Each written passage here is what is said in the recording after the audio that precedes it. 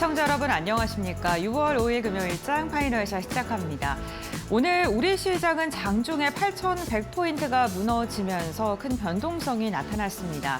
올해 21번째 사이드카가 발동되기도 했었는데요. 브로드컴이 실적을 발표했는데 생각보다 저조한 그런 전망치를 내놓으면서 시장에서는 반도체한 투심이 좀 무너지는 듯한 모습이었고요. 원달러 환율이 강세를 보이고 있다는 점, 외국인의 매도세가 오늘까지도 이어지고 있다는 점은 시장의 상당 부분 부담으로 작용되고 있습니다.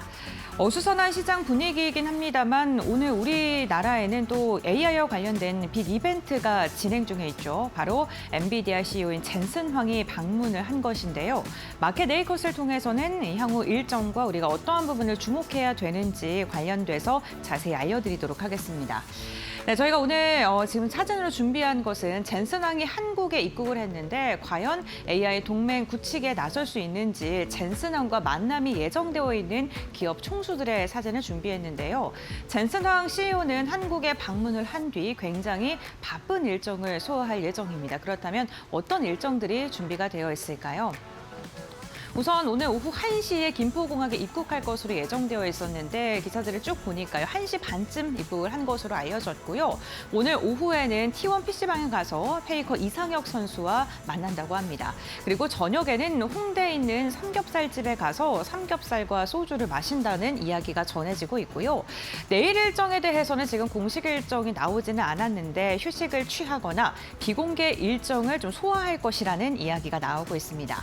그리고 6월 7일에는 부산 베어스의 경기 시구를 진행을 하고요. 또 NC소프트와 함께 만남을 가질 것이다라는 예상들도 나오고 있는 상황이고요.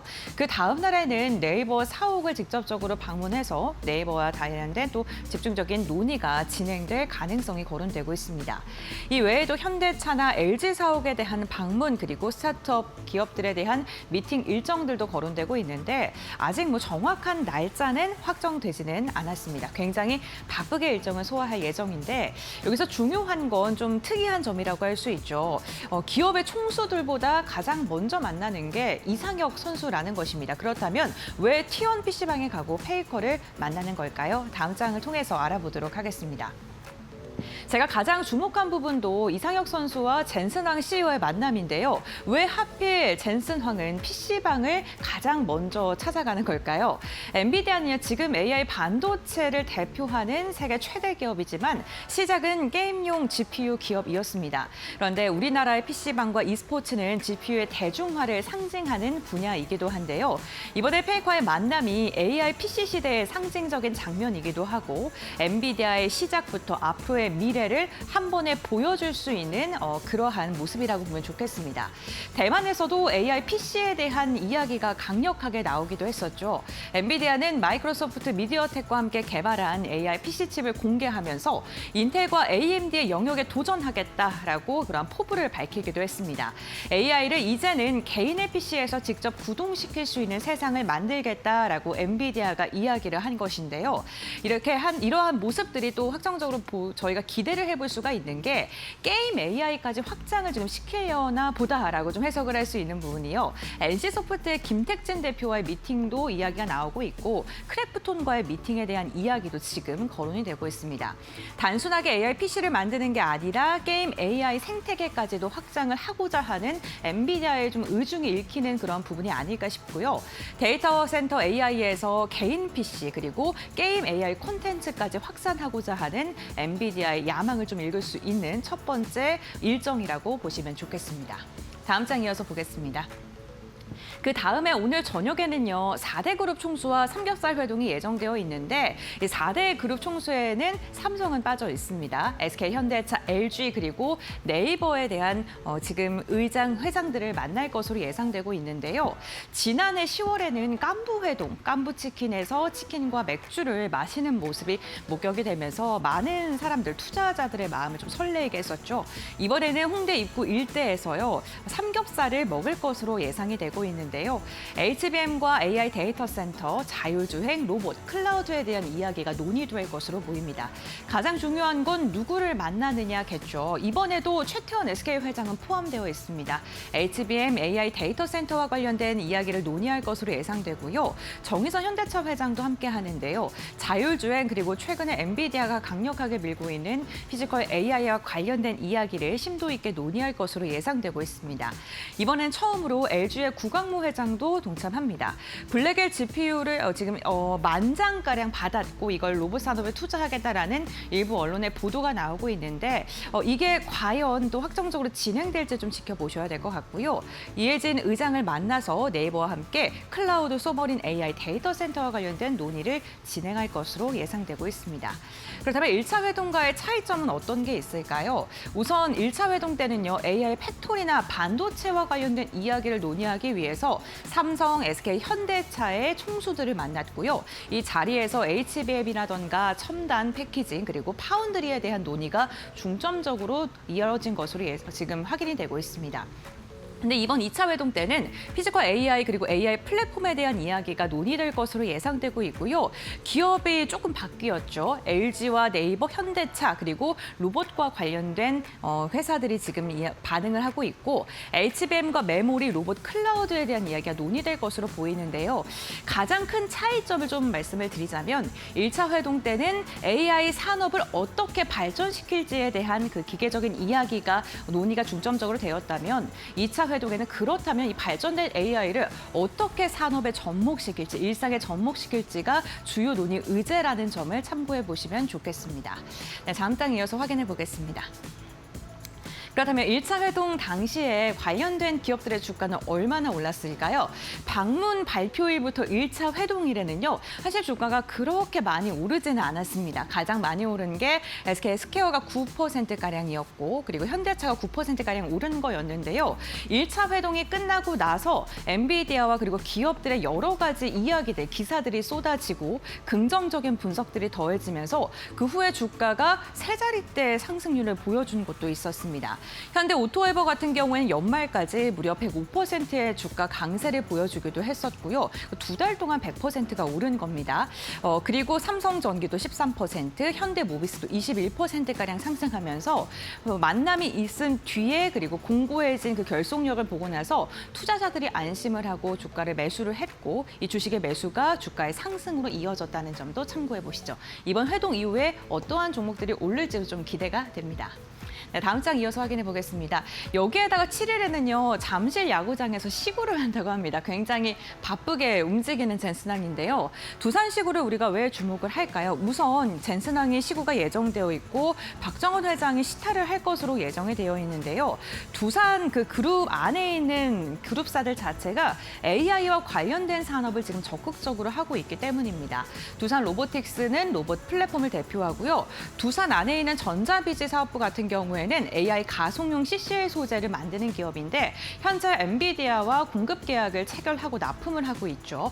여기에다가 두산 에너빌리티는 AI 데이터 센터의 전력 인프라의 국내 핵심 기업이라고 할 수 있는데 이렇게 두산 계열사들에 대한 기대감이 지금 AI 인프라로 점점 더 확장될 것이다라는 분석까지 더해지면서 두산 시구도 그냥 하는 건 아닐 것이다라는 이야기를 나오고 있고요. 이게 바로 또 두산 그룹주들의 주가 상승으로 이어지고 있습니다.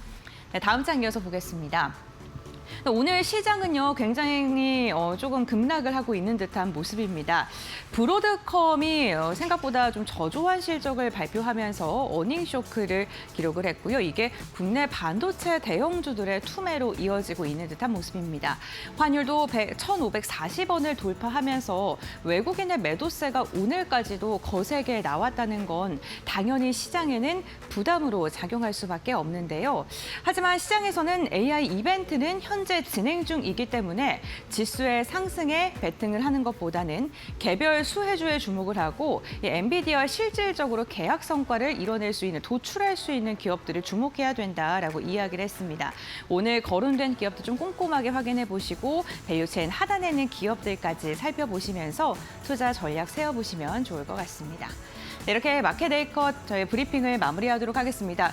시장의 분위기가 지금 좀 싱숭생숭한 분위기가 나타나고 있습니다. 지수 자체도 양상 일제히 하락하고 있고 외국인의 매도세도 나오고 있는데 과연 젠슨 황이 한국에 와서 어떠한 이야기 우리에게 선물 보따리를 줄지 1차 회동 때처럼 여러 기업들에 대한 계약 소식을 전해줄지에 대한 기대감 커지고 있습니다. 젠슨 황이 지금 김포공항에 도착을 했고 그 분위기, 현장 분위기에 대해서 궁금해하시는 분들이 많으실 것 같은데요. 이데일리 이지은 기자가 직접 그 현장에 있다고 합니다. 전화 연결해서 그 현장 분위기 알아보도록 하겠습니다. 안녕하십니까? 네, 보도국입니다. 네, 기자님 지금 젠슨 황 CEO가 방한을 한 것으로 알려졌는데 지금 김포공항에 왔습니까? 네, 저는 김포공항에 나와 있습니다. 젠슨 황 엔비디아 CEO가 조금 전 오후 1시쯤 김포공항을 통해 입국했습니다. 대만에서 열린 컴퓨텍스 2026 일정을 마친 뒤 한국을 찾은 건데요. 지난해 10월 이후 약 7개월 만의 방한입니다. 황 CEO는 공항에서 취재진과 만나 한국에 몇 가지 깜짝 선물을 준비했다며 인사를 전했습니다. 한국에 도착한 황 CEO의 첫 일정은 e스포츠 구단 T1 방문입니다. 게임업계에 따르면 황 CEO는 오늘 오후 서울 시내에 위치한 T1 베이스 캠프를 찾아 리그 오브 레전드 선수단과 만날 예정입니다. 네, 알겠습니다. 우선 T1 회동을 가장 먼저 한다고 했는데 저녁에는 또 삼겹살 회동이 예정되어 있다고요? 네, 그렇습니다. 황 CEO의 이번 방안은 AI 반도체를 비롯해 피지컬 AI, 로봇, 클라우드 인프라 분야에서 국내 기업들과의 협력이 확대되는 시점에 이루어졌다는 점에서 더욱 주목받고 있습니다. 황 CEO는 오늘 저녁에 최태원 SK그룹 회장, 구강모 LG그룹 회장, 이해진 네이버 의장 등 국내 주요 기업인들과 만찬을 가질 예정으로 알려졌습니다. 회동 장소는 서울 시내 삼겹살집으로 전해지는데요. 당초 성수동의 삼겹살집이 유력하게 거론됐지만 안전관리와 현장 여건 등을 고려해 현재는 홍대 입구 인근 식당이 유력한 장소로 알려졌습니다. 지난해 방한 당시 서울 강남의 깐부치킨에서 이재용 삼성전자 회장, 전희성 회장과 만찬을 가졌던 이른바 깐부 회동이 큰 화제를 모았던 만큼 이번 만남에도 관심이 집중되고 있습니다. 네, 이번 만남에서 어떤 이야기가 오고 갈지 굉장히 기대가 됩니다. 치킨, 맥주에 삼겹살, 소주라니 한국인의 소울푸드들을 또 젠슨 황 CEO가 또 먹고 가는 것 같은데 오늘 일정 굉장히 바쁜데 남은 일정 또한 좀 바쁘게 소화할 것이라고 예상이 되고 있습니다. 이후 일정 어떻게 됩니까? 네, 황 CEO는 내일 하루 휴식을 취한 뒤 오는 7일 잠시 야구장에서 열리는 두산 베어스와 키움 히어로즈 경기에 실구자로 나설 예정입니다. 이날 박정원 두산그룹 회장이 시타를 맞을 것으로 알려지면서 엔비디아와 두산 간 협력 강화의 계기가 될 것이라는 전망도 나오고 있습니다. 또 같은 날 김택지 NC소프트 대표와의 만남도 추진되는 것으로 전해졌습니다. 이어 8일에는 경남 성남시에 위치한 네이버 사옥을 방문할 예정이며 서울 양재동 현대차 그룹 사옥과 여의도 LG트윈타워 방문 가능성도 거론되고 있습니다. 이와 함께 TVN 예능 프로그램 뉴키스 온 더 블럭 출연이 예정돼 있고요. 서울대 AI 연구원 방문과 국내 AI 로봇 스타트업 간담회 등 다양한 일정도 소화할 것으로 알려졌습니다. 지금까지 김포공항에서 전해드렸습니다. 네, 이지은 기자와 함께 현장 분위기를 저희가 좀 돌아봤는데 참 많은 취재진들이 젠슨 황 CEO를 둘러싸고 있는 모습이 나타났습니다. 오늘 T1 PC방을 방문하는 것부터 삼겹살 회동, 여기에다가 두산시구까지 굉장히 바쁜 일정을 소화할 것으로 예상되는데요.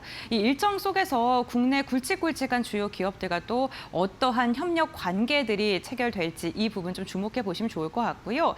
젠슨 황 CEO가 그 치맥 회동 전후로 해서 또 그 굉장히 끈끈한 관계를 보여주는 발언들을 했던 만큼 그런 발언들, 코멘트들도 함께 체크해 보시면 좋겠습니다.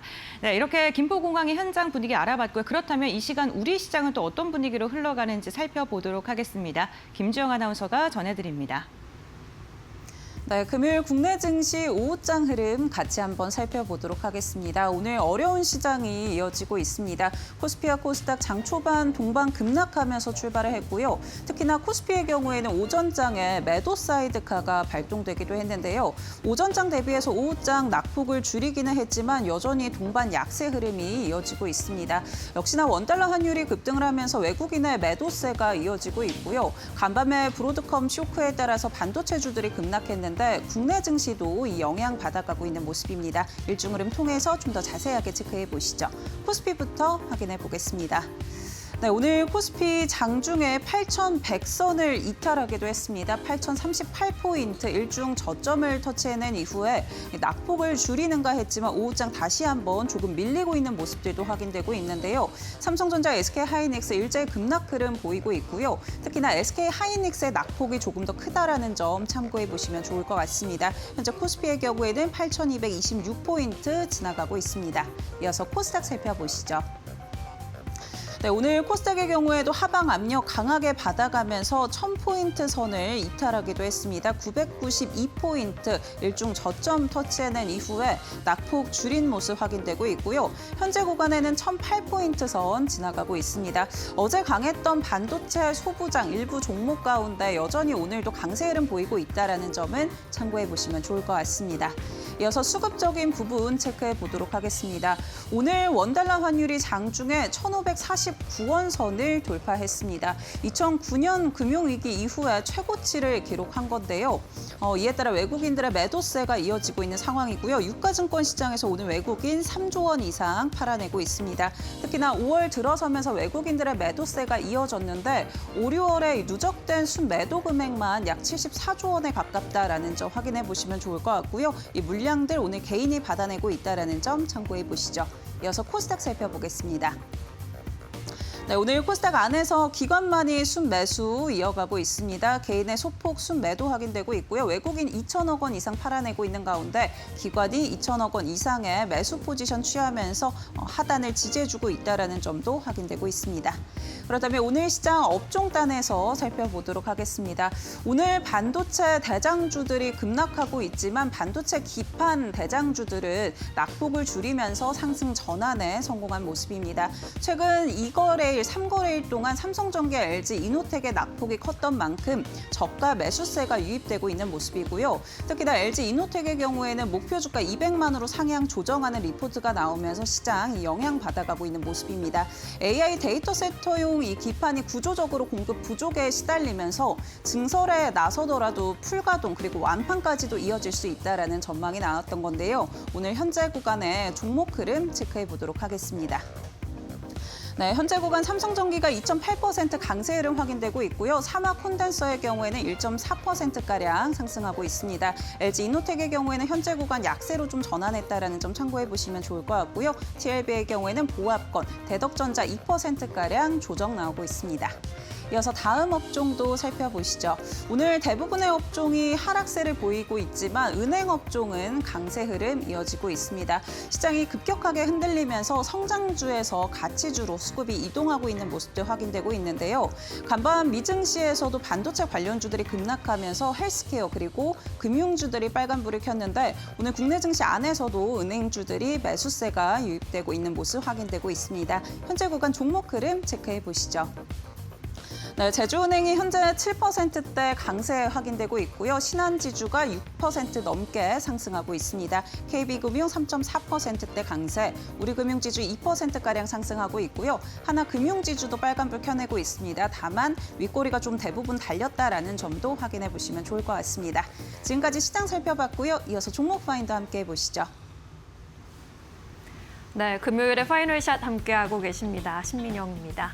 이어서 종목 파인더 통해서 보다 자세한 종목별 이슈 체크해보고요. 투자 전략 함께 정비해 보도록 하겠습니다. 첫 번째 이슈 바로 들어가 보겠습니다. 오늘 국내 증시에서 유통주가 시장 지수 대비 크게 선방하고 있는 모습입니다. 한화투자증권에서 2026년 하반기 유통업종 전망을 제시하기도 했는데요. 상반기의 유통업종 백화점을 중심으로 강세를 보였는데 그 흐름이 하반기에도 이어질 것으로 전망을 했습니다. 한일령이라는 이벤트를 기점으로 그야말로 쇼핑의 진심인 이 중국인 관광객들이 일본 대신에 한국으로 유입되면서 가장 수혜보는 곳이 바로 백화점이라는 설명이고요. 이 내수 소비와 인바운드 양쪽 고리에서 모두 구조적인 성장을 이뤄내고 있는 백화점을 중심으로 포트폴리오를 구축할 것을 추천한다면서 최선호주로 롯데쇼핑을 제시하고 있습니다. 백화점 3사의 1분기 외국인 매출 성장률 그래프를 보시면 롯데와 신세계 모두 90% 이상의 전년 동기 대비 성장률을 이뤄냈습니다.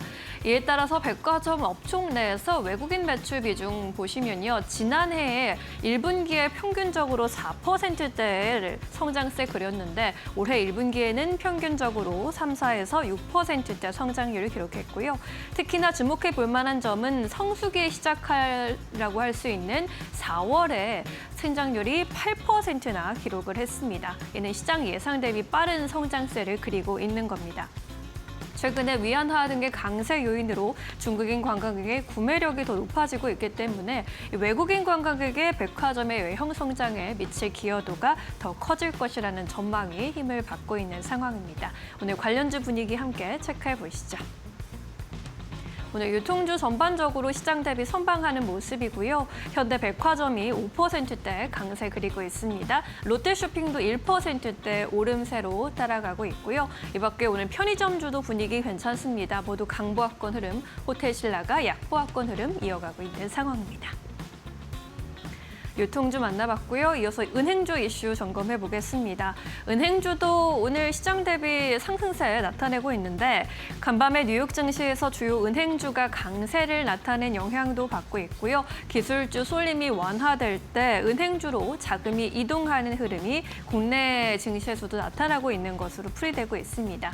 그리고 홍콩 H지수 ELS 불안전 판매 관련 과징금 부담이 예상보다 낮아진 것이라는 전망도 오늘 주가에 영향을 주고 있습니다.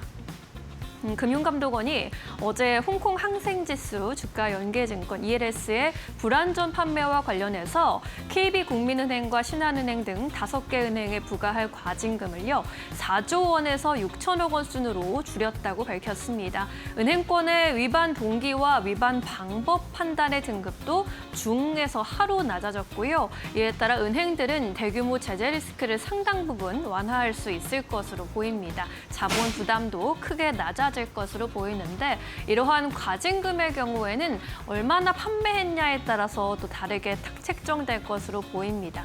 ELS 판매액의 경우에는 국민은행이 8조 원대로 가장 높은 수준이고요. 신한과 하나농협이 2조 원대 수준, SC제일은행은 1조 원대 수준입니다. 이에 따라 과징금 예상 규모를 단순 추산해봤을 때 국민은행이 3천억 원 안팎, 신한과 농협, 하나은행이 800억 원대, SC제일은행이 400억 원대로 예상되고 있는 모습입니다.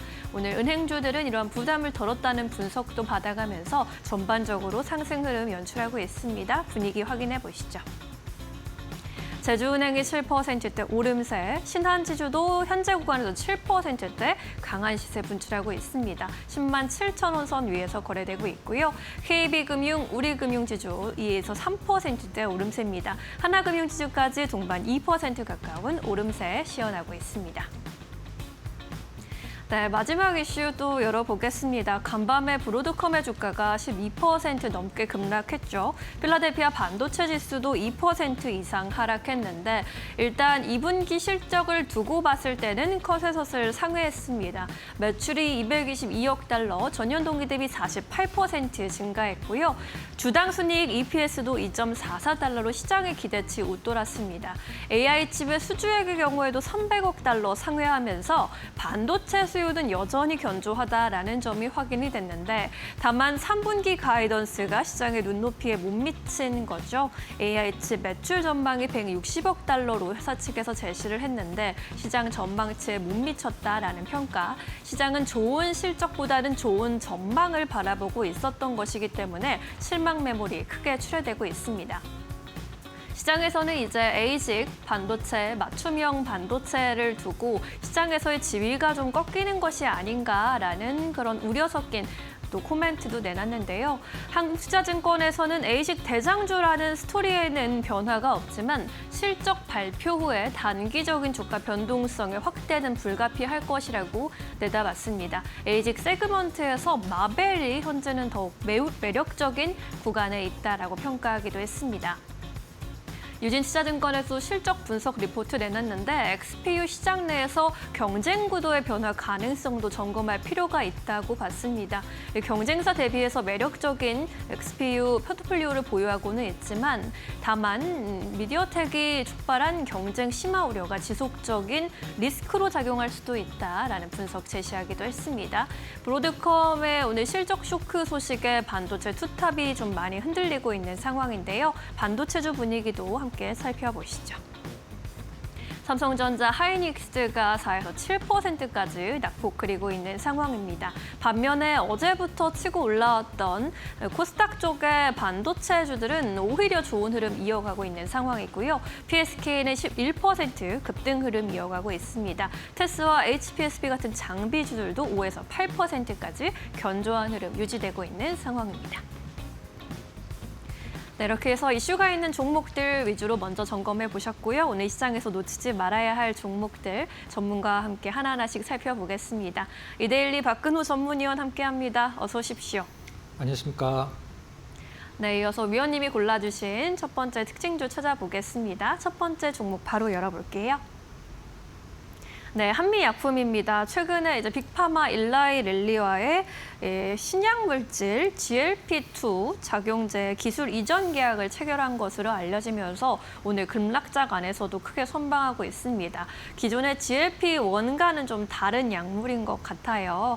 오늘 이슈 어떻게 보셨습니까? 네. 1조 9천억의 수출 계약이 사실 지금 한미약품의 주가 흐름에 사실 그렇게 큰 도움이 안 되고 있죠. 오히려 이제 시초가만 띄우고 떨어지는 좀 아쉬움을 주고 있는데 한미약품 정도에서 1조 9천억의 어떤 기술 수출은 그렇게 큰 어떤 호재는 아니다라고 시장이 생각을 할 리는 없겠죠. 일단 한번 좀 살펴보도록 하겠습니다.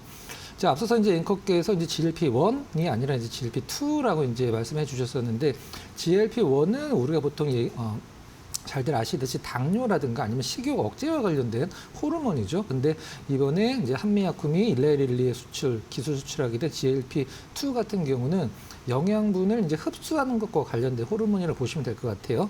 자, 그럼 어떠한 내용의 약품을 좀 수출을 했는지 일라이릴리와의 계약 내용을 한번 좀 살펴보도록 하겠습니다. 계약 금액은 이제 우리나라 돈으로 이제 대략 한 1조 9천억 정도 좀 넘죠. 2조 원이 안 된다라는 표현이 좀 더 맞을 것 같은데 일단 단장 증후군 치료제 물질이죠. 소네페 글루타이드. 단장 증후군이라는 것은 우리가 이제 수술로 인해서 이런 내장이나 소장 같은 경우를 이제 잘라냈을 때 이제 내장이 짧아지게 되고 그다음에 선천적으로도 이 내장을 짧게 타고난 분들 같은 경우에는 이 소화 흡수와 관련돼서 상당히 문제가 있기 때문에 그걸 도와주는 물질이 바로 이제 GLP-2라고 보시면 될 것 같아요. 일단 계약 규모를 보시면은 반은 의미가 없는 계약금은 한 7,500만 달러, 우리나라 돈으로 환산한다라고 하면 한 1,100억이 좀 넘겠죠. 마일스톤 같은 경우는 이제 단계적으로 이때 받는 거니까 한 번에 받는 건 아니죠. 11억 8,500만 달러, 우리나라 돈으로 1조 한 8천억 정도인데 합쳐서 1조 9천억이 넘는다 이렇게 표현을 하고 있어요. 일단 이걸로 인해서 일라이릴리는 어떠한 권리를 확보를 하냐면 한국 외에 전 세계 글로벌에서 이걸 제조 판매할 수 있는 권리를 갖고 가는 거죠. 자, 일단 이 약이라는 것은 이제 신약이 아니기 때문에 실제적으로 이제 독과점이 아니죠. 이제 경쟁약들 대비해서 어떤 점이 우수한가를 일라이릴리가 주목을 했는지 그 부분을 또 한번 살펴봐야 될 필요성이 있는데요.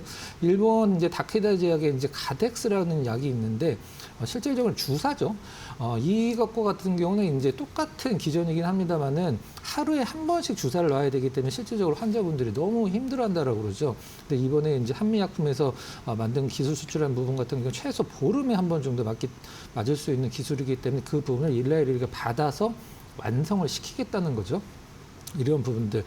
그리고 그동안에 좀 오래되긴 했었습니다만 한미약품, 한미사이언스의 주가를 잡았던 거는 사실 이 한미그룹사의 기업적인 내용이 아니었었죠. 실질적으로 이제 어떤 가족 간의 분쟁, 그다음에 OCI와의 통합을 한 해 만에 이런 것들 갖고 너무 시끄러웠기 때문에 이 제약사, 바이오사 같은 경우는 실질적으로 이제 신약에 관련된 어떤 뭐 투자나 이런 것들 개발비를 집행을 상당히 타이트하게 해야 되는데 이런 부분들에 있어서 상당히 좀 문제점이 많았다. 그래서 주가도 좀 힘든 부분들이 좀 있었죠.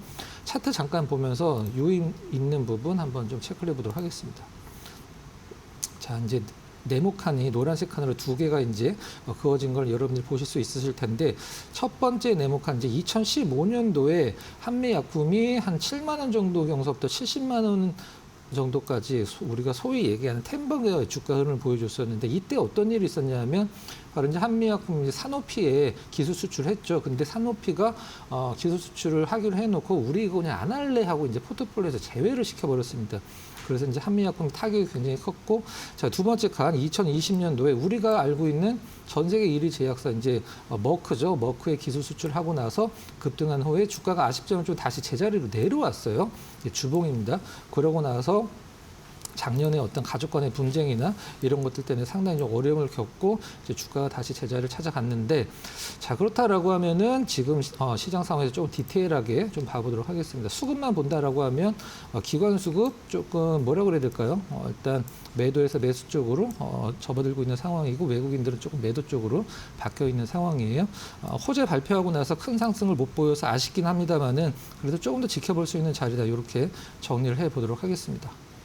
네, 한미약품 오늘 기술 수출이라는 호재가 나왔습니다. GLP-2 관련한 또 새로운 약물에 대한 소식을 밝혀지면서 오늘 주가도 화답해주고 있는 상황인데요. 그동안 또 경영권 분쟁이 마무리 수순에 접어들었다라는 평가도 나오고 있고, OCI그룹의 통합 추진 등까지 함께 눈여겨볼 만한 포인트들은 많이 있는 것 같습니다. 앞으로의 흐름까지 잘 눈여겨보시면 좋겠습니다. 한미약품 만나봤고요. 이어서 두 번째 특징 살펴보시죠. 네, 오늘의 두 번째 특징주로는 어떤 종목 골라주셨을까요? 삼양식품 살펴보겠습니다. 불닭 면류 시리즈가 해외에서 계속 잘 팔리고 있다라는 소식 오늘 또 나왔고, 이에 따라서 수익 개선도 잘 이뤄지고 있는 것으로 보입니다. 삼양식품 특징주로 오늘 보고 계신 이유는 뭘까요? 네. 오늘 이제 젠슨왕 김포공항을 통해서 입국하는 거 이제 여러분들 많이 보셨을 텐데, 삼양식품 별명이 면비디아였었죠. 면비디아. 네. 엔비디아만큼 많이 오른다라고 해서 시장이 이제 부러움을 한 몸에 받았던 기업이 이제 삼양식품인데, 오늘 기준으로 삼양식품이 일단은 13일 연속 음봉을 좀 보여주고 있는 상황이죠. 오늘 장 초반에 삼양식품 이제 시장 안 좋은 가운데서 상당한 퍼포먼스를 좀 보여줬었는데, 시장 영향으로 아쉽게 좀 약간 내려와서 강보합은 보여주고 있긴 합니다만 고가권에서 상당히 좀 밀려 있죠. 자, 그럼 최근에 우리나라 이제 뭐 삼양식품뿐만이 아니라 오뚜기 뭐 이런 관련된 라면 기업들한테 호재가 될 수 있는 뉴스를 먼저 좀 소개를 해드리고 본격적으로 삼양식품 한번 봐보도록 하겠습니다. 네. 이런 뉴스가 좀 나왔죠. 국내 라면 업계 수건이 이제 풀렸다. 이제 고기 성분의 라면을 원래 중국에 수출을 못했었는데 고기 성분을 포함해서도 이제 중국에 수출을 할 수 있게 됐었다. 그동안에 그러면은 뭐 고기 성분이 들어있는 라면을 수출을 못했어? 이렇게 생각할 수도 있는데 못했죠. 이제 고기 맛만 나게 다른 성분을 바꿔갖고 했는데, 실질적으로 중국의 공장에 있는 기업은 상관은 없죠. 근데 중국에 공장이 없는 삼양식품이나 일단은 오뚜기 같은 경우에는 어떤 수혜가 될 수 있다라고 얘기를 하는데, 고기 성분이 들어있는 것과 안 들어있는 것과 차이점이 큰지 안 큰지는 저는 맛에서 잘 모르겠습니다. 하지만 실질적으로 라면 업계에서는 이거는 굉장히 좀 큰 어떤 호재다라고 받아들이고 있어서 이 부분들이 주가에 좀 적용이 안 되는 부분들은 좀 약간 아쉽긴 하죠. 일단 뭐 중국 같은 경우는 가축 전염병 같은 게 한번 돌기 시작하면은 이게 워낙에 큰 타격이 오기 때문에 이런 부분들을 이제 라면 수입을 제한을 하는 거죠. 여러분들이 해외에 나가서 소세지를 갖고 우리나라를 못 들어오는 것과 똑같은 거죠. 실질적으로는. 자, 삼양식품 2분기 예상 실적 나왔습니다. 시장의 기대치가 얼마만큼인지가 좀 중요할 것 같은데요. 수치는 상당히 잘 뽑았죠. 일단 매출은 이제 7,532억. 네. YOY 전년 대비 이제 36% 엄청나죠. 이제 영업이익은 1,784억, 2분기 기준으로 YOY 48%. 작년도 2분기에 삼양식품 그 좋은 매출과 영업이익을 지금 또 갱신을 하고 있는 거죠. 일단 실적은 너무 좋은데 이제 전체 매출에서 해외 비중이 거의 80%가 넘는 부분까지 확대가 됐다라는 점. 우리나라에서는 참고로 불닭볶음면이 국내 라면 순위에서는 한 6위, 7위 정도 왔다 갔다 하죠, 실질적으로. 일단 라면이 이제 많이 팔릴 때가 언제 많이 팔리냐. 우리나라는 지금 월드컵을 이번에 오전에 하죠. 그렇기 때문에 어떤 뭐 치킨이나 이런 것들이 많이 회자되진 않는데 외국 같은 경우는 다르죠. 일단 북중미 월드컵이는 이제 코스트코에서 이제 불닭볶음면 행사도 많이 하고 있기 때문에 해외 매출이 좀 많이 늘고, 중국 쪽에 이제 재고가 좀 약간 정상화되면서 이런 부분들이 실적에 미쳤다라고 하는데, 지금 우리나라 관련돼서 해외에 팔고 있는 어떤 뭐 초코파이라든가 이번에 불닭볶음면 같은 경우도 우리가 보통 짝퉁이라고 얘기하는 가품 관련된 이슈도 상당히 좀 많았었거든요. 그 부분이 어느 정도 좀 해결이 됐다라는 소식, 일단은 뭐 상당히 긍정적인 부분이라고 보시면 될 것 같아요. 일단 밀양 1, 2 공장에 이어서 이제 해외 공장을 새로 짓는다라고 하는데, 저는 개인적으로는 이런 제품에 대해서 쇼티지를 유지를 하는 게 어떤 제품의 인기도에 더 낫다라고 생각을 하는데, 아무튼 삼양식품은 해외에도 공장을 좀 지어서 물 들어올 때 노젓자라는 전략인 것 같아요. 차트 잠깐 간단히 체크를 해보도록 하겠습니다. 자, 작년에 9월 달에 이제 삼양식품이 역사적인 고점을 찍고 실질적으로는 굉장히 오랜 기간 동안 좀 내려왔죠. 한 7, 8개월 동안 하락한 후에 다시 반등해서 올해 5월 달, 지난달 5월 달에 다시 고점을 2차 고점을 형성을 하고 나서 아까 말씀드렸던 대로 13일 연속 이제 음봉을 보여주고 있는 상황인데, 사실 지금 뭐 이런 식으로 생각을 하실 수도 있어요. 아니, 삼양식품은 과거에 최고점 대비 지금 실적이 더 좋은데 왜 주가는 더 아래에 있냐. 사실 그거는 주식에 대해서 있어서만큼 어떻게 보면 좀 당연한 부분이거든요. 이제 작년에 찍었던 최고점 같은 경우에는 올해 나올 수 있는 최고 실적을 어느 정도 반영을 했기 때문에 그 부분들이 이제 최고치를 찍을 수 있었고, 지금은 일단 시장에서 어떤 라면이나 이런 식품류들에 관심을 받을 수 있는 시장이 아니기 때문에 지금은 반도체 이외에는 그 어떤 업종도 기타로 이제 취급을 받습니다. 반도체 대 뭐 식음료, 반도체 대 호텔 이런 게 아니라 반도체 외에는 모두 기타기 때문에 삼양식품도 지금은 뭐 기타가 되고 있는 상황이죠. 하지만 이 주가 하락을 방어를 할 수 있는 최고의 어떤 무기는 실적이라는 거를 아마 여러분들이 다 알고 계시듯이 주가가 많이 빠져서 그만큼 실적 대비해서 밸류는 상당히 좀 낮아졌다, 이렇게 표현을 할 수가 있겠습니다. 네, 면비디아 삼양식품 짚어봤습니다. 사상 최고치 실적은 계속해서 다시 쓸 것으로 기대가 되고 있는데, 주가는 좀 아쉽게 느껴지시는 분들은 내용 잘 참고해 보시기 바라겠습니다. 특징주들 점검해봤고요. 이어서 마지막으로 포착 종목 또 살펴보도록 하겠습니다. 오늘 시장이 또 크게 빠지고 있는데 어떤 종목 골라주셨을까요? 파워넷. 코스닥 종목도 오늘 선정해 주신 이유는 뭘까요? 자, 파워넷, 우리가 지금 시장에서 움직이는 모든 섹터들, 기판, 그다음에 반도체, 뭐 전력기기 이런 것들의 공통 분모는 데이터 센터가 되겠죠. 데이터 센터 관련주로 편입이 될 수 있는, 한마디로 데이터 센터의 밸류 체인에 들어갈 수 있는 가장 강력한 어떤 뭐 재료를 갖고 있는 기업 중에 하나, 이제 파워넷을 좀 선정을 해봤는데요. 네. 파워넷 조금 낯이 서른 종목일 수도 있긴 한데 무엇을 하는 기업인지 설명을 좀 들어보도록 하겠습니다. 일단 지금 데이터 센터에는 메모리도 많이 들어가고 기판도 많이 들어가고 무조건 많이 들어가게 돼 있죠. 실질적으로는 데이터 센터 자체가 많이 지어지고 있으니까. 그럼 여기서 이제 데이터 센터에 들어가는 어떤 PSU라는 이제 부품이 있는데, 파워 서플라이 유닛입니다. 이거 이제 외부에서 어떤 전기를 끌고 와서 데이터 센터에 전기를 이제 공급을 할 때 들어가는 필수 부품인데, 그거를 만들고 있는 기업이 파워넷이죠.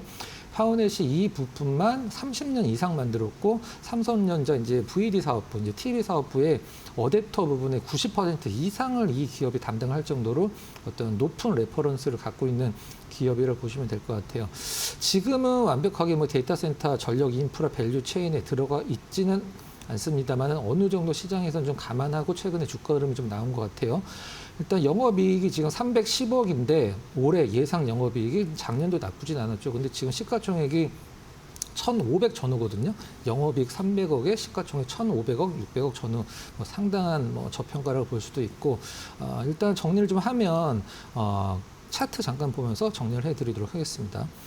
일단 파워넷 같은 경우는 그동안에 좀 관심이 없다가 일단 올해 3월 달서부터는 상당히 높은 관심을 받고 고점 대비해서 좀 많이 밀렸죠. 고점 좀 10,000원 정도 찍어줬고, 일단은 지금 현재 고점 대비해서 한 40% 정도 밀려 있는 상황인데, 가격적인 전략은 일단은 현재가 전후를 매수가를 좀 포함을 하도록 하고요.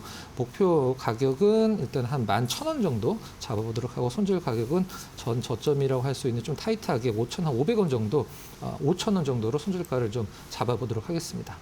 네, 좋습니다. 파워넷 짚어봤고요. AI 밸류 체인으로 또 전력 인프라 관련주로 함께 주목해 보시면 좋겠습니다. 목표가 11,000원, 손절가 5,000원으로 제시가 됐습니다. 오늘 위원님과는 여기까지 이야기 나누도록 할게요. 자세한 설명 고맙습니다.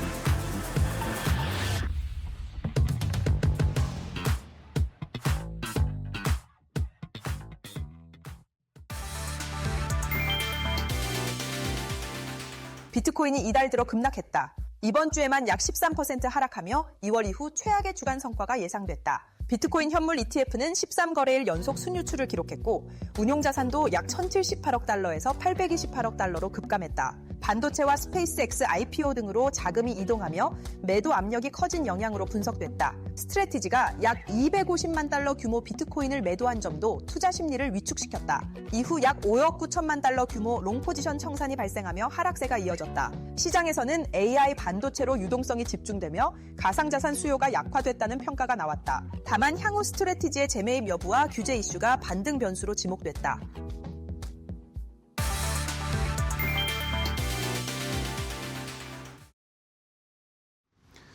자, 섹터 대 섹터로 이어가겠습니다. 오늘 한 주의 마지막 금요일 시장인데요. 시장 분위기는 좋지가 않습니다. 코스피, 코스닥 낙폭이 깊게 나오고 있어서 한 주의 마지막을 잘 마무리해야 할 것 같습니다. 자, 섹터 대 섹터로 알아보겠습니다. 오늘 올라가는 섹터, 하락하는 섹터 이분과 함께 알아볼 텐데요. 보넥스트 투자자문의 나현진 대표와 함께합니다. 대표님 안녕하세요. 네, 반갑습니다. 자, 나현진 대표님과 오늘 시장에 주목을 받고 있는 올라가는 섹터와 또 조정을 받는 하락하는 섹터를 하나씩 비교해보고 종목까지 한번 선정해서 알아보도록 하겠습니다. 첫 번째 섹터 대 섹터는 뭘까요? 오늘 시장의 첫 번째 상승하는 섹터는 반도체 장비 섹터입니다. 오늘 사실 많은 종목이, 많은 업종이 다 떨어지고 있어서 반도체 장비도 하락하는 종목들도 많은데 그래도 그중에 조금씩 올라가는 종목들이 있어서 반도체 장비 상승 섹터를 좀 살펴봐야 되겠고요. 반면에 이번 주에 내내 월요일 정도만 빼면은 계속 하락하고 있는 로봇 섹터, 젠스랑 CEO가 조금 전에 도착했는데도 로봇주들이 잘 안 움직이고 있습니다. 로보티즈 정도는 지금 약간 상승으로 전환을 하기는 했는데 전반적으로 아직까지는 좀 침체되어 있는 분위기입니다. 자, 그럼 일단은 상승하는 섹터부터 좀 체크를 해볼까요? 나현진 대표님, 이 반도체 장비주들이 어제 정말 대부분 종목들이 많이 올랐잖아요. 근데 그 탄력을 이어가지는 잘 못하는 것 같아요. 오늘 상승부를 켜고 있긴 하지만. 네, 일단 반도체 장비주는 좀 상승을 하고 있는데 이제 시장 자체는 좀 계속해서 하락을 하고 있습니다.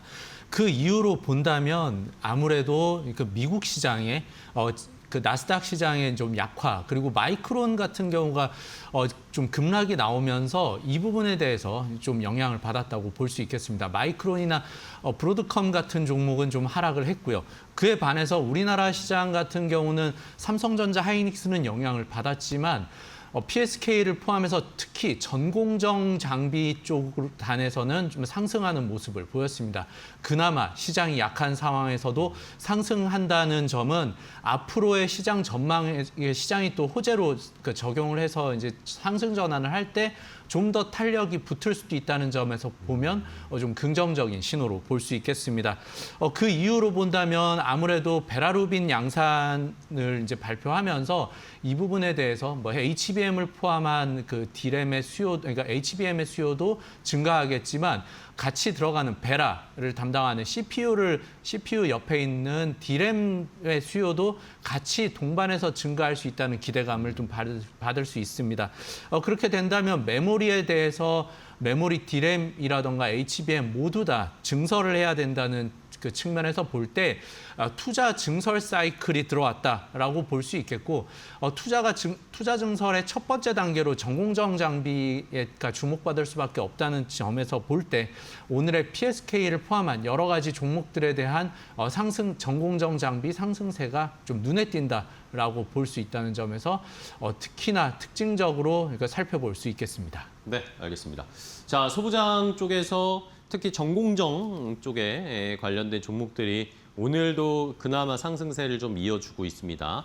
하지만 여전히 삼성전자, SK하이닉스는 낙폭이 좀 깊게 나오고 있다라는 시장의 분위기는 체크를 해보셔야 되겠고요. 자, 이번에 하락하는 섹터인데, 자, 로봇주들이 오늘도 힘을 못 쓰고 있어. 물론 몇몇 종목들은 지금 상승 전환하거나 힘을 받고 올라가는 종목이 있지만 전반적으로 봤을 때는 조금 부진하고요. 현대차는 상승 전환했는데 LG전자 같은 경우에는 또 낙폭이 여전히 깊게 머물러 있는 상황입니다. 자, 젠스랑 CEO가 오고 나서 로봇주들은 어떻게 대응하면 좋을까요? 네, 로봇주 같은 경우는 이번에 젠슨왕 CEO의 방한을 앞두고 학습 효과를 보여줬다고 볼 수 있겠습니다. 예전에 작년 10월 정도에 방한을 했을 때는 방한한 이후에 수혜주가 될 만한 섹터들, 현대차 그룹 관련한 부분이라던가 하이닉스를 포함한 HBM 관련주들이 그때를 기점으로 해서 연말까지 계속해서 상승세를 보여줬습니다. 네. 그런 기대감이 이번에는 LG전자나 뭐 네이버를 포함해서 이제 만나기로 했던 기업들 주가를 단기간에 오기 전부터 미리 선제적으로 끌어올렸고 끌어올라간 주가가 워낙 가파르게 급등을 하다 보니까 그에 따른 역작용으로 이제 조정이 들어갔다. 이렇게 볼 수가 네. 있겠습니다. 로봇주 관련해서는 그러니까 앞으로 상승세를 떠나서 이제 장기적인 성장 전망은 상당히 좋은 상황입니다. 그렇지만 이렇게 주가가 급등할 만큼 그리고 특히나 오늘처럼 그러니까 시장 상황이 좋지 않을 때 실적 베이스로 봤을 때는 실적에 그만큼 합당한 정도의 주가를 보여주는 종목이 잘 없다는 점에서 볼 때 밸류 부담을 느낄 수가 있다는 점입니다. 그리고 로봇 같은 경우는 실제 현재의 매출보다는 산업 기대감이나 뭐 이벤트적인 수급에 의해서 좀 주가가 좌우되는 경향이 워낙 크다 보니까 이 부분에 대한 급격한 하락 반전 이 부분에 대해서 이제 주의를 해야 될 필요가 있고요. 다만 이제 로봇 관련주를 볼 때 오늘도 좀 강세를 나타내고 있는 로보스타 같은 경우 그리고 LG 그러니까 몸집이 좀 작아서 상승을 더 했다는 부분이 있고 LG전자가 최근 들어서 상승한 이후에 이제 최근에 하락폭이 좀 큰 상황인데 이 부분에 대해서도 어느 정도 하락 조정은 받았다라고 볼 수 있어서 이제 젠슨왕 CEO의 방한 이후에 어떤 정도로 로봇 그리고 피지컬 AI에 대한 협력이 일어날 것인가에 대한 관심도에 따라서 다시 한번 반등세는 들어올 수 있다는 점을 볼 때 이제 로봇주는 이제 일시적인 상승 그리고 급락 이렇게 겪었다는 점은 이미 좀 안심을 해도 되는 위치다라고 보고 로봇주에 대한 조정은 이제 앞으로가 더 중요하다라고 볼 수 있겠습니다. 네, 알겠습니다. 자, 뭐 미리 이벤트를 땡겨서 주가를 너무 많이 올렸다가 지금 또 조정을 받고 있는데 이제 본격적인 젠슨왕 CEO의 행보가 이번 주말에 집중적으로 나오겠죠. 거기에서 또 어떤 코멘트들을 하는지 거기에 따라 로봇주들이 중장기적 전망이야 뭐 변한 것이 없으니까 그 이벤트들을 저희가 잘 체크를 하면서 투자 전략을 세워보면 좋을 것 같습니다. 자, 섹터 대 섹터 하나씩 봤고 그러면 종목을 하나 확인을 해볼까요? 상승하는 섹터에서 아까도 뭐 대표님이 반도체 장비주가 뭐 시장의 전반적인 반등이 나오면 반도체 장비주들이 지금 반등이 오히려 더 강하게 나올 수도 있다라는 그런 의견을 주셨잖아요. 어떤 종목 보면 좋을까요, 그러면? 네, 특히나 이제 신규 투자가 확대될 것으로 전망이 되고 있는 상황에서는 전공정 장비에 좀 집중해 봐야 될 네네. 필요가 있고요. 그리고 PSK를 말씀드립니다. PSK가 하고 있는 건 감광핵을 제거하는 전공정 필수 장비를 생산을 하고 있는데 이 부분이 중요한 게 TSMC를 포함해서 그 중국의 창신 메모리를 포함해서 그 뭐 하이닉스나 삼성전자 이렇게 전사에 다 납품이 되고 있는 상황입니다. 그래서 매출액 같은 경우 2분기에 1,622억 원 그리고 영업이익 502억 원이 나오면서 올 한 해 영업이익 측면에서 볼 때 작년 대비해서 2배 이상의 상승을 보일 것으로 예상하고 있습니다. 그래서 전공정 장비의 최선호 종목이라고 말씀을 드리고요. 그리고 국내외에서 계속해서 투자를 선제적으로 확대를 해나가고 있는 시점에서는 이 집행되는 그 투자에 대해서 수혜를 가장 많이 볼 수 있는 종목 PSK로 말씀드립니다. 알겠습니다. 자, PSK를 어쨌든 가장 주목을 해볼 필요가 있다. 전공정 장비 쪽이 아무래도 이제 SK 하이닉스 캐파 증설 투자 이런 이야기도 나왔으니까 주가가 지금 힘을 받고 있는데 추가적인 상승도 한번 기대해 보고요. 외국인 수급도 사실 최근에 소부장 쪽으로 많이 들어오고 있다는 것도 체크해 보시면 좋을 것 같습니다. 자, 첫 번째 섹터 대 섹터와 함께 확인해 봤고요. 자, 다음 두 번째 섹터 대 섹터는 또 어떤 업종일까요? 또 상승하는 하락하는 섹터 두 번째로 공개합니다. 자, 오늘 상승하는 섹터 중에 하나는 또 부동산 자산주가 좀 올라갑니다. 이제 지방선거가 끝이 났고 서울시장 선거의 결과에 따라서 이 부동산 자산주들이 좀 움직이고 있고요. 오늘 뭐 시장이 또 너무 안 좋다 보니 이런 쪽으로 관심이 쏠리는 것도 또 하나의 이유가 되는 것 같습니다. 동양고속, 서부 T&D 뭐 이외에도 서울에 땅을 갖고 있는 그런 종목들이 잘 가고 있고요. 반면에 2차 전지는 조금 올라오나 싶었더니 시장이 또 흔들리니까 함께 내려가고 있는 상황입니다. 명암이 엇갈리는 첫 번째 일단은 부동산 자산주부터 좀 체크해 볼까요? 이 부동산 자산주들은 어떻게 보면 약간 테마성의 성격도 있고 이러니까 이걸 계속 중장기적으로 투자할 수 있나 아니면 이슈가 있을 때 빨리빨리 차익 실현해야 되나 고민이 좀 있으시더라고요, 시청자분들이. 네, 부동산 자산주 같은 경우는 뭐 주도주로 시장을 끌어갈 수 있는 종목이라고 보기는 좀 어렵습니다. 근데 오늘같이 뭐 시장이 조정세를 좀 보이고 변동성이 커져 있는 상황에서는 수급이 많이 몰려 있는 쪽에서 이제 이탈이 나오게 되는 경우가 있는데 이렇게 될 때 단기적으로 순환할 수 있는 섹터로 좀 찾아볼 수 있을 것 같고 다만 변동성이 상당히 크기 때문에 이 부분에 대해서는 주의가 필요하겠습니다. 선거가 이제 끝난 이후에 앞으로 서울시를 기준으로 본다면 재개발 관련된 부분 그리고 부동산 프로젝트 관련된 부분의 활성화를 좀 기대해 볼 수 있다는 측면이 이제 좀 예상이 되는데요.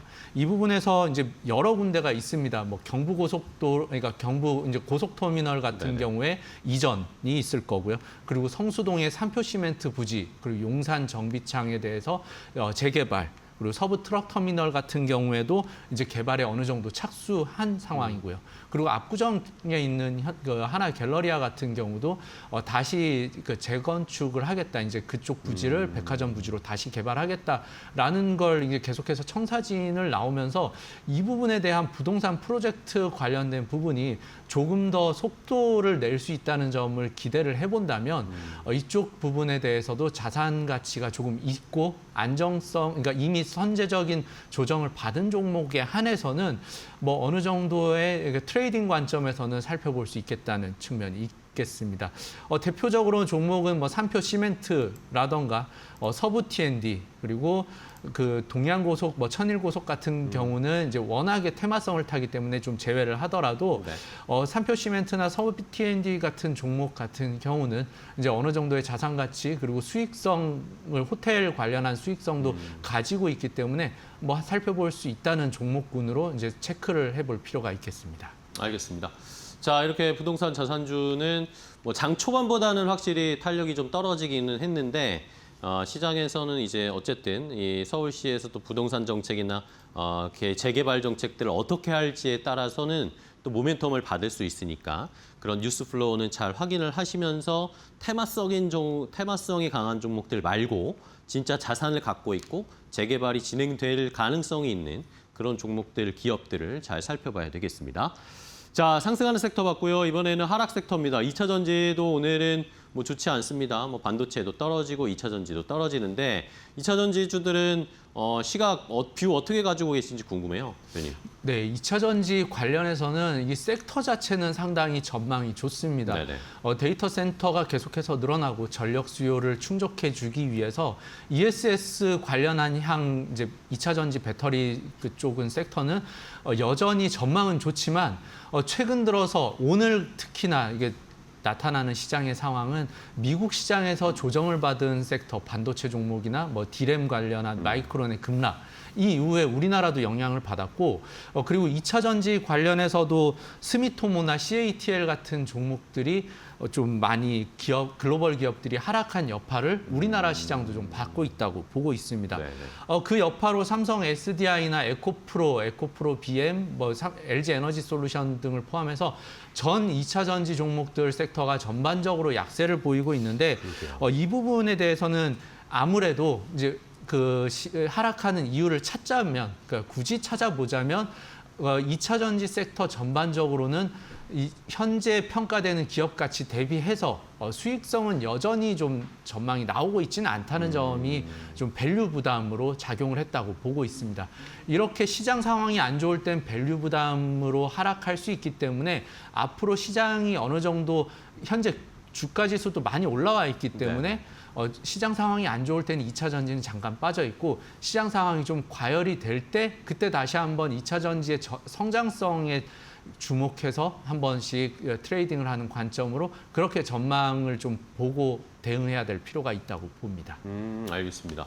자, 2차 전지에도 이제 시청자분들이 관심이 조금씩 생기시는 분들이 보이더라고요. 근데 아무래도 실적이 탄탄하게 받쳐주지는 못하니까, 그러니까 뭐 하반기나 내년까지 가면은 ESS나 2차 전지 배터리 쪽이 좋다라는 전망은 알고 있지만 실적 숫자가 안 받쳐주면 지금은 시장이 좀 흔들릴 때 같이 빠져버리는 경향이 있으니까 그런 것들은 조금 유의하면서 그 타이밍을 좀 잘 볼 필요가 있겠네요. 그런 식으로 나현진 대표님이 그 해법, 투자 전략, 접근법을 좀 알려주셨습니다.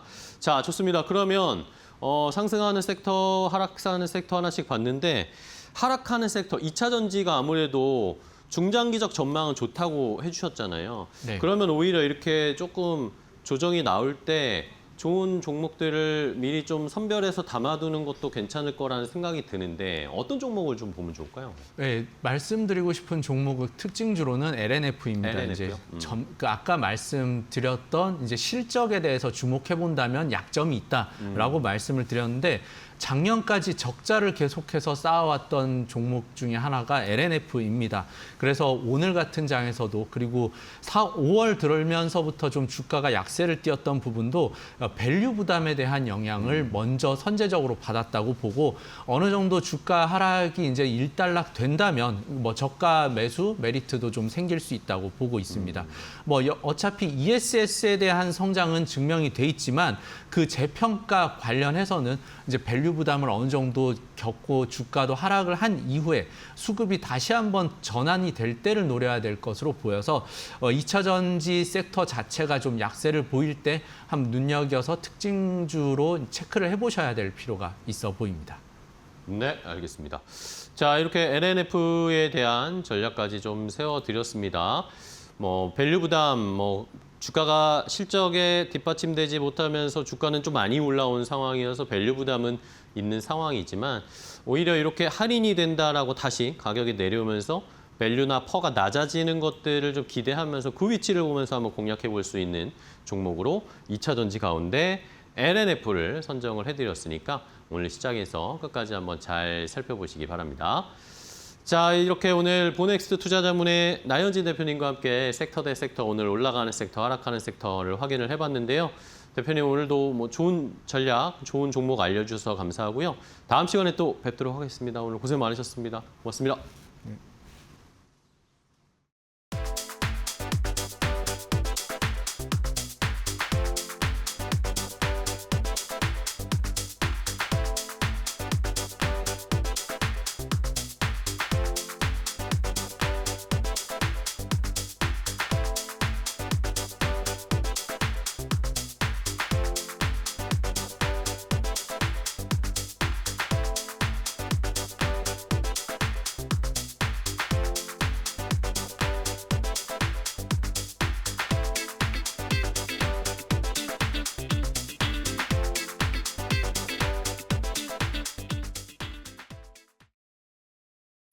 컴퍼니 인사이드, 엔비디아 편.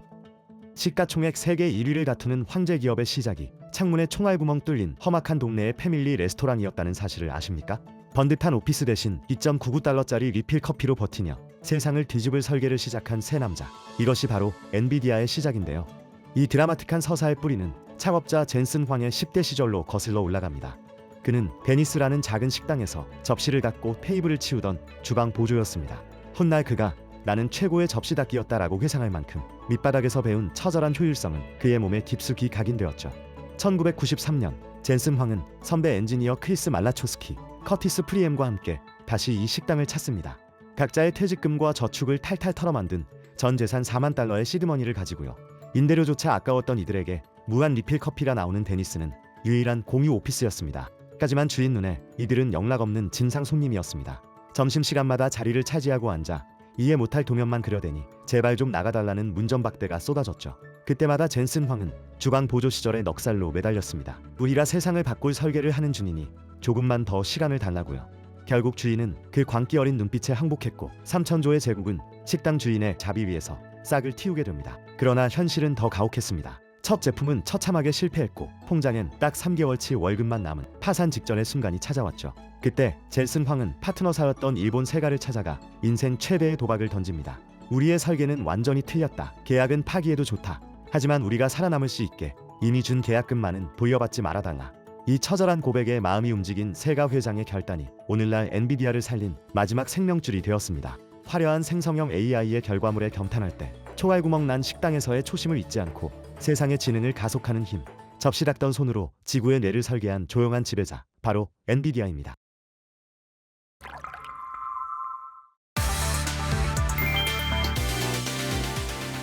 엔비디아 최고 경영자 젠슨 황이 5일 전세기로 전격 방한한다. 그는 입국 직후 서울 홍대의 한 고깃집으로 이동해 한국 재계 거두들과 삼겹살 회동을 가진다. 이 자리에는 최태원 SK 회장, 구광모 LG 회장, 이혜진 네이버 의장이 참석한다. 이번 형님 회동의 식사비는 네이버 단말기를 통해 이혜진 의장이 직접 결제할 것으로 알려졌다. 정의선 현대차 회장 역시 막판까지 참석 여부를 논의 중이라고 전해졌다. 젠슨 황의 파격 행보는 주말에도 이어질 전망이다. 7일에는 김택진 NC 대표를 만난 뒤 잠실구장 마운드에 올라 프로야구 시구자로 나선다. 두상으로 박정원 회장이 시타자로 맞대결을 펼치며 현장에서 로보틱스 협력까지 논의할 계획이다. 다음 주 젠슨 황은 LG 여의도 사옥과 현대차 양재 본사를 잇따라 방문해 피지컬 AI 동맹을 구체화한다. 특히 네이버 첨단 사옥에서는 글로벌 AI 팩토리 투자 협약에 최종 서명할 예정이다.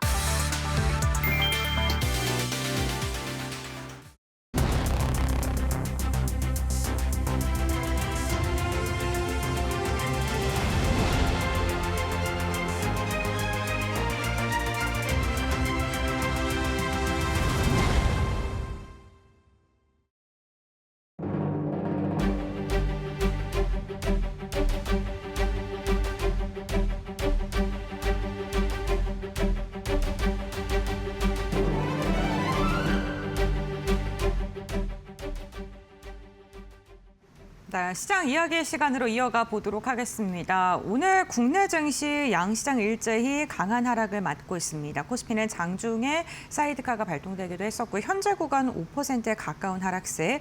그래도 장중에 8,100선 무너졌었는데 현재 구간 8,200포인트까지는 낙폭을 조금은 좀 줄여두는 듯한 모습입니다.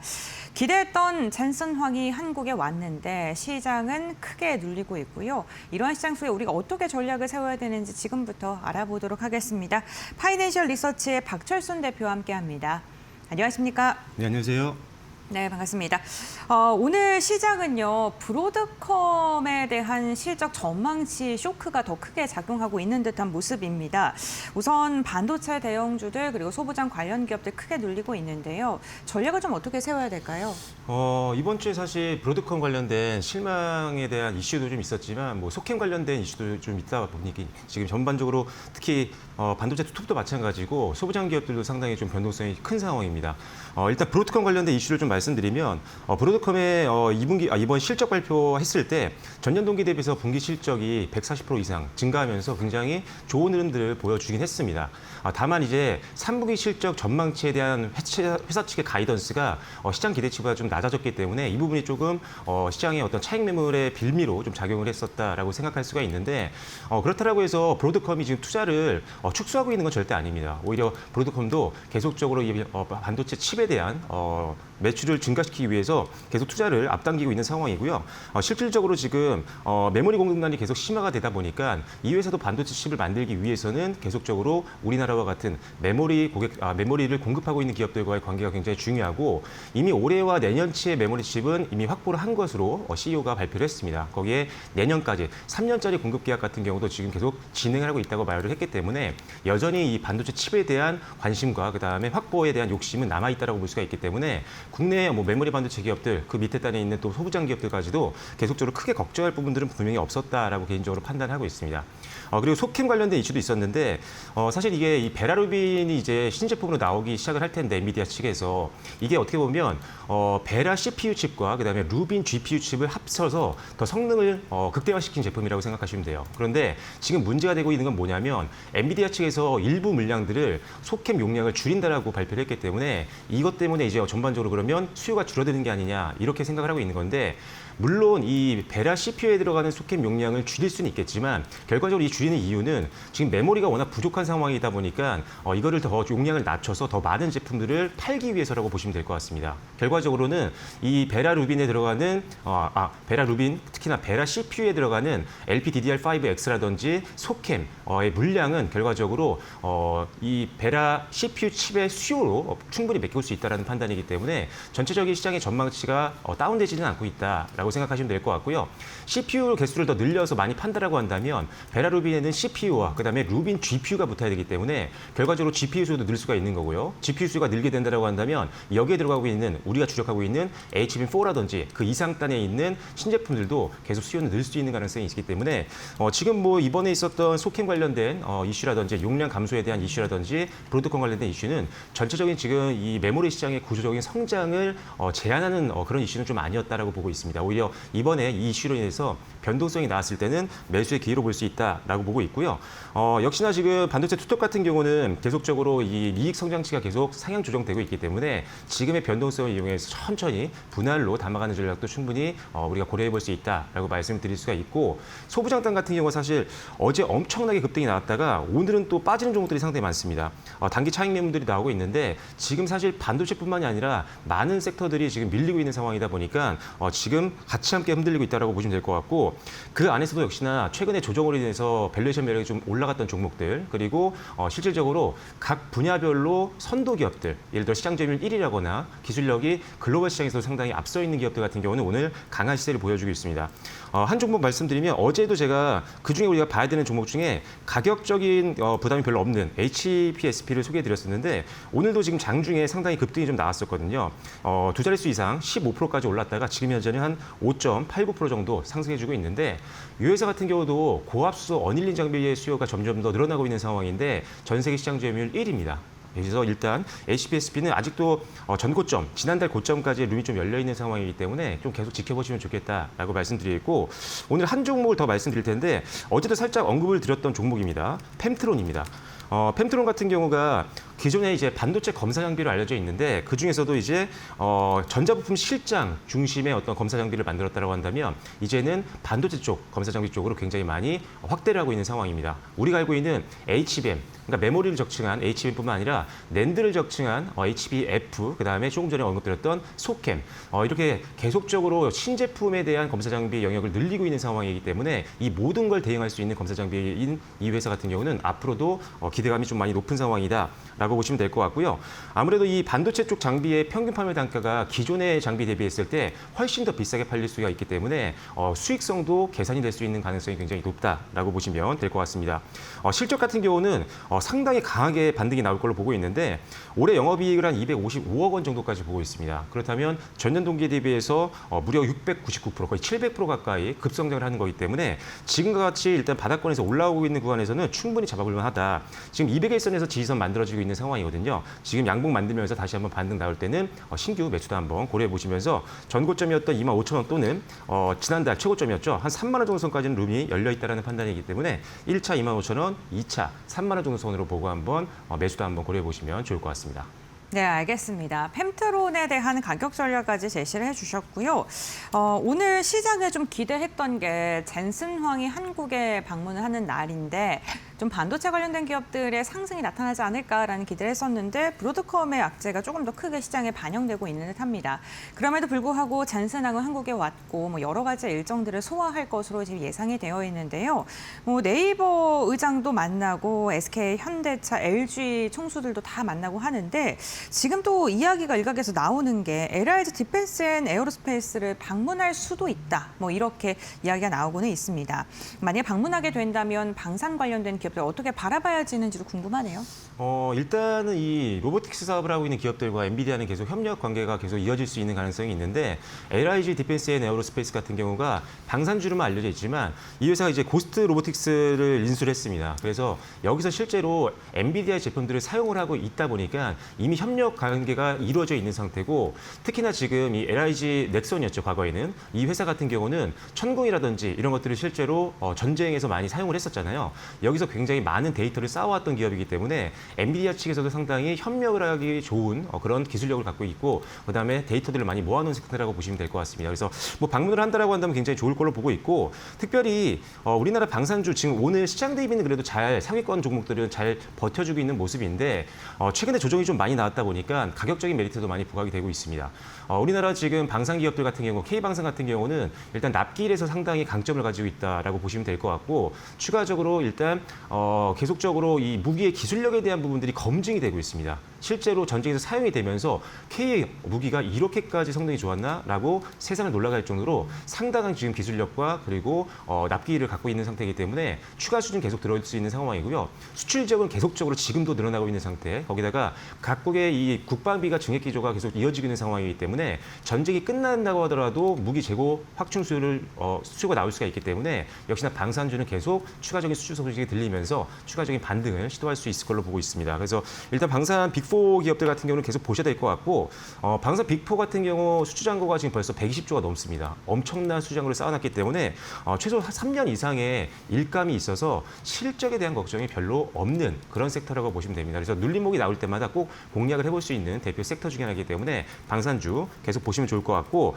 그 안에서도 방금 말씀드렸던 LIG 디펜스 앤 에어로스페이스 같은 경우가 개인적으로도 지금 이제 지지선을 좀 만들고 있는 구간이거든요. 그래서 오늘도 크게 밀리지 않고 보합권에서 잘 방어를 해주고 있는 상황입니다. 그래서 일단 지금도 반등 보시면서 초입 구간에서 한번 매수를 고려해 볼 수 있다라고 보시면 될 것 같고 일단은 1분기 실적도 어닝 서프라이즈가 나왔는데 앞으로도 어닝 서프라이즈가 계속 나올 수도 있습니다. 지금 천궁2에 대한 수요가 굉장히 늘고 있고 경쟁업체가 이제 패트리어트 미사일인데 이게 지금 많이 전쟁에서 사용이 되다 보니까 재고가 굉장히 부족한 상황입니다. 그렇기 때문에 반사이익을 볼 수 있다는 점 감안한다라고 한다면 추가 수주가 언제 나와도 이상하지 않은 상황이라고 생각하시면 될 것 같아요. 그래서 일단 LIG 디펜스 앤 에어로스페이스는 지금 지지선 만들고 있는 구간이기 때문에 반등 보시면서 다시 한번 전고점 영역인 한 95,000원 정도 이상까지 바라보시면서 수익도 한번 노려보시면 좋을 것 같습니다. 네, 알겠습니다. 방산 관련된 기업들의 모멘텀 짚어주셨고요. 오늘 시장에 흔들리는 이슈 중에 하나도 지금 이란, 중동의 리스크가 더 길어질 수 있다라는 우려감 커지면서 흔들리는 부분도 있는데 방산 관련된 기업들에 대한 수주 모멘텀, 탄탄한 실적에 대한 이야기를 좀 해주셨습니다. 광통신 관련 기업들도 한번 살펴보겠습니다. 좀 오늘은 흔들리고 있는데요. 최근에 좀 급등락이 나타나고 있는 듯한 모습입니다. 특히나 마벨에 대한 기업 가치를 좀 다시 평가해야 된다, 뭐 이러한 이야기가 나오면서 강한 시세를 분출하고 있는데 광통신 관련 기업들 오늘 눌림목 구간에서 지금 접근 가능한지 말씀 좀 부탁드릴게요.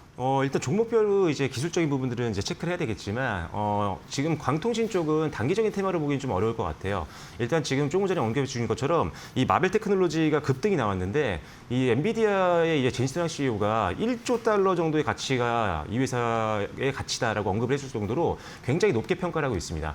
지금 엔비디아 같은 경우는 이 광통신 쪽을 계속적으로 인수를 하거나 지금 계속적으로 투자를 확대하고 있는데 지금 AI 서버가 지금 고도화가 되면 될수록 이 데이터 전송 속도는 굉장히 중요할 수밖에 없고 지금 우리가 가장 많이 깔려 있는 게 구리선이잖아요. 이 구리선으로는 한계가 있습니다. 그래서 이 전력 인프라까지도 고도화를 시키지 않는다라고 한다면 AI는 성장이 제한될 수밖에 없기 때문에 결국 광통신, 광섬유 이런 분야는 함께 AI와 성장할 수 있는 대표적인 섹터다라고 생각을 하시면 될 것 같고요. 다만 지금 많은 기업들이 지금 광통신 또는 광반도체 뭐 여러 가지로 엮여 있긴 하지만 실적이 아직 나오지 않는 기업들도 상당히 많습니다. 기술력만 있다라고 해서 지금 바로 접근하기에는 변동성이 큰 섹터이기 때문에 실질적으로 기술을 가지고 있는 데다가 미국이라든지 글로벌 빅테크들과 납품 계약을 했던 기업들 위주로 좀 보시는 게 좋고 기술적으로 지금 하락 추세가 이어지고 있는 종목들을 바로 타는 게 아니라 지지선 만들고 반등을 좀 기다리는 전략도 필요하다라고 보시면 될 것 같습니다. 그런 관점에서 일단 기술적으로 봤을 때는 지금 지지선을 어느 정도 확보하고 있는 RF 머티리얼즈를 일단 탑픽으로 좀 볼 수 있을 것 같고요. 지금 어제 오늘 저점이 무너지지 않고 버티고 있는 중이기 때문에 기술적으로는 좀 안정성이 좀 있습니다. 전고점 정도 10만 원 정도 이상까지 한번 보시면 좋겠다라고 말씀드리겠고 여전히 가장 많이 언급되는 종목인데 대한광통신도 역시 우리가 주목을 할 수밖에 없는 섹터라고 보시면 될 것 같아요. 일단 미국의 빅테크 기업과 이미 공급 계약을 체결했습니다. 초고밀도 광케이블 공급 계약을 이미 실제로 체결을 했던 기업이고 실제로 미국의 회사를 하나 인수를 하면서 통상 관세에 대한 우려감이라든지 부담이라든지 이런 것들을 많이 낮춰놓은 상태입니다. 실제로 현지 진출을 위한 본격적인 발판을 만들어 놓은 기업이고 실적 같은 경우도 올해 드디어 이제 영업이익 기준으로 봤을 때 200억 원대 흑자 전환이 예상이 되기 때문에 본격적으로 실적이 올라가기 시작하는 구간에서는 대한광통지도 한번 잡아볼 만하다. 다만 지금 아직은 전저점이 좀 무너지고 있는 상황이기 때문에 바로 하단에 있는 61선에서 지지가 나오는지 영역을 좀 확인을 해보시는 게 좋을 것 같습니다. 61선이 한 가격대로 보면 16,000원 정도 선인데 16,000원 정도 선 위에서 만약에 지지선이 만들고 반등이 나온다라고 한다면 한 25,000원 이상 전고점 한번 노려보시면서 대응해 보시면 좋을 것 같습니다. 네, 알겠습니다. 대한광통신에 대한 가격 전략까지 제시를 해주셨습니다. 광통신 관련 기업들에 대한 시장의 뷰가 점점 변화하고 있는데 몇 가지 종목 언급을 해주셨으니까 전략 세우시는 데 참고하시면 좋겠고요. 시장이 이렇게 흔들릴 때 최근에 좀 주목받고 있는 섹터가 유통 관련된 섹터입니다. 실적이 앞으로 잘 나올 것으로 보이는데 수출도 괜찮고 그리고 인바운드 수요 자체가 좀 증가하고 있기 때문에 그에 따른 실적 개선이 기대된다라는 증권가의 리포트들 나오고 있는데요. 유통 관련된 기업들 지금 시점에 접근 괜찮을까요? 지금 사실 오늘 시장 대비했을 때 유통주도 상당히 강하거든요. 근데 유통주가 종류가 많죠. 우리가 알고 있는 뭐 백화점도 있고 편의점도 있고 의류도 있고 화장품도 있고 여러 가지가 있는데 그 안에서 일단은 유통업종 같은 경우는 한국 수출 호조에 굉장히 수혜를 많이 받을 수밖에 없는 섹터입니다. 반도체가 굉장히 수출을 이끌고 있는 것처럼 보이지만 물론 반도체가 가장 지금 수익을 많이 내고 있죠, 수출로. 하지만 그 이외에도 반도체를 제외해도 우리나라의 수출은 역대급을 계속 경신하고 있는 상황입니다. 그만큼 수출을 통해서 많이 이익을 벌고 이제 직장인분들이라든지 여러분들이 이제 수익이 많이 나다 보니까 쇼핑에 대한 수요가 상당히 많이 늘어나는 그런 상황이어서 뭐 백화점이라든지 마트라든지 전반적으로 소비가 계속적으로 확대가 되고 있는 상황이다라고 생각을 하시면 될 것 같습니다. 그리고 인바운드 수요도 앞서 말씀해 주셨지만 한국으로 들어오고 있는 외국인들의 숫자가 상당히 높습니다. 이미 작년에 2019년도 이제 코로나 이전 수준을 회복을 했고요. 올해도 고성장을 두 자릿수로 하고 있는 상황인데 지금 특히나 중국인들의 한국 방한 중국인이 굉장히 많이 늘어날 수밖에 없는 구조입니다. 환경적으로 지금 중국과 일본의 관계가 계속 악화되어 있는 상황이다 보니까 일본으로 가던 중국인 관광객이 우리나라 쪽으로 많이 들어오고 있는 상태고요. 거기다가 지금 기존에 이미 중국인 단체 관광객 무비자 입국을 허용을 했기 때문에 이 또한 관광객을 더 유치할 수 있는 굉장히 제도적으로도 굉장히 이미 준비가 되어 있는 상황이었다라고 생각을 하시면 될 것 같고요. 이로 인해서 일단은 전반적으로 지금 내수 시장이 활성화가 되고 있는 상황입니다. 지금 외국인들의 카드 사용의 비중이요. 지금 이미 한 3%를 넘었다라고 하고 있고요. 그다음에 특히나 백화점 같은 쪽에서는 5에서 7% 수준까지 급증을 한 상황입니다. 그만큼 외국인들의 소비가 늘어나고 있는 상황이어서 관련된 기업들은 수혜를 볼 수 있다라고 생각하시면 될 것 같고요. 백화점이 가장 대표적입니다. 지금 특히나 명동이라든지 이쪽 가보시면 아시겠지만 한국인 분들을 찾기 좀 어려운 것 같아요. 제 개인적으로는. 그만큼 외국인 분들이 굉장히 많고 소비를 계속적으로 하고 있는 상황이기 때문에 백화점은 지금 엄청나게 실적이 많이 높아지고 있는 상황이다라고 보시면 될 것 같아요. 오늘 지금 현대백화점 같은 경우는 시장 대비 상당히 강한 흐름 보여주고 있는데요. 지금 5%대 상승 흐름 보여주고 있는 상황입니다.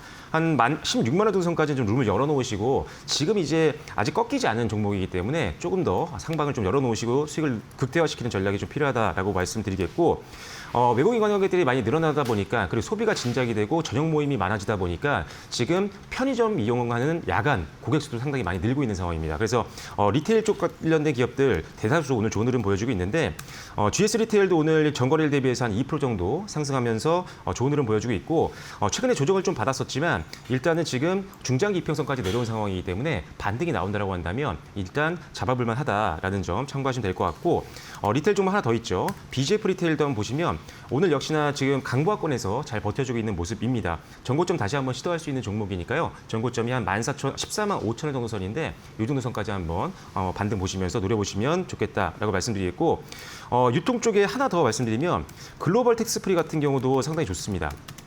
우리나라 K 어떻게 보면은 뷰티를 글로벌 시장에서 수출을 하는데 가장 크게 영향을 끼쳤던 게 바로 글로벌 텍스프리인데 글로벌 텍스프리는 소비가 했을 때 텍스를 리펀해주는 회사입니다. 그래서 일단 이 회사가 우리나라 쪽으로 인바운드 고객들이 많아진다고 한다면 이 글로벌 텍스프리를 이용할 수밖에 없는 상황이 만들어질 수밖에 없기 때문에 이 부분 때문에 수익이 증가할 수밖에 없는 상황이다라고 보시면 될 것 같습니다.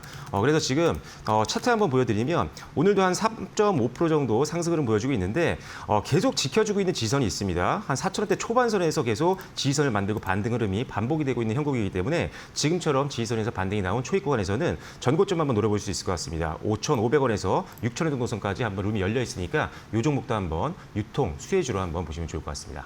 네, 유통 관련된 기업들의 실적 개선세가 점점 더 기대되고 있는 상황이고요. 지금 밴드 부근에서의 움직임 가져가고 있으니까 글로벌 텍스프리 텍스 리펀에 대한 기대감 속에 주목해 볼 만하다라고 이야기해 주셨습니다.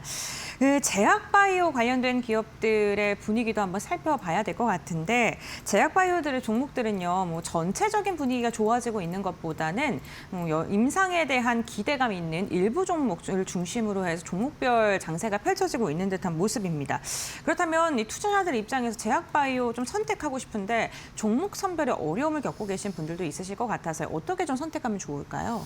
일단은 전체적인 상황을 말씀드리면 작년에 사실 우리나라가 기술 이전을 역대급으로 달성을 했었는데 올해 상반기를 봤을 때도 작년보다 더 지금 기술 이전 규모가 더 커졌습니다. 그만큼 지금 국내에 있는 기술력 있는 기업들이 수출을 계속적으로 하고 있다는 게 숫자로 우리가 확인을 할 수 있는 부분이 있다라고 보시면 될 것 같고요.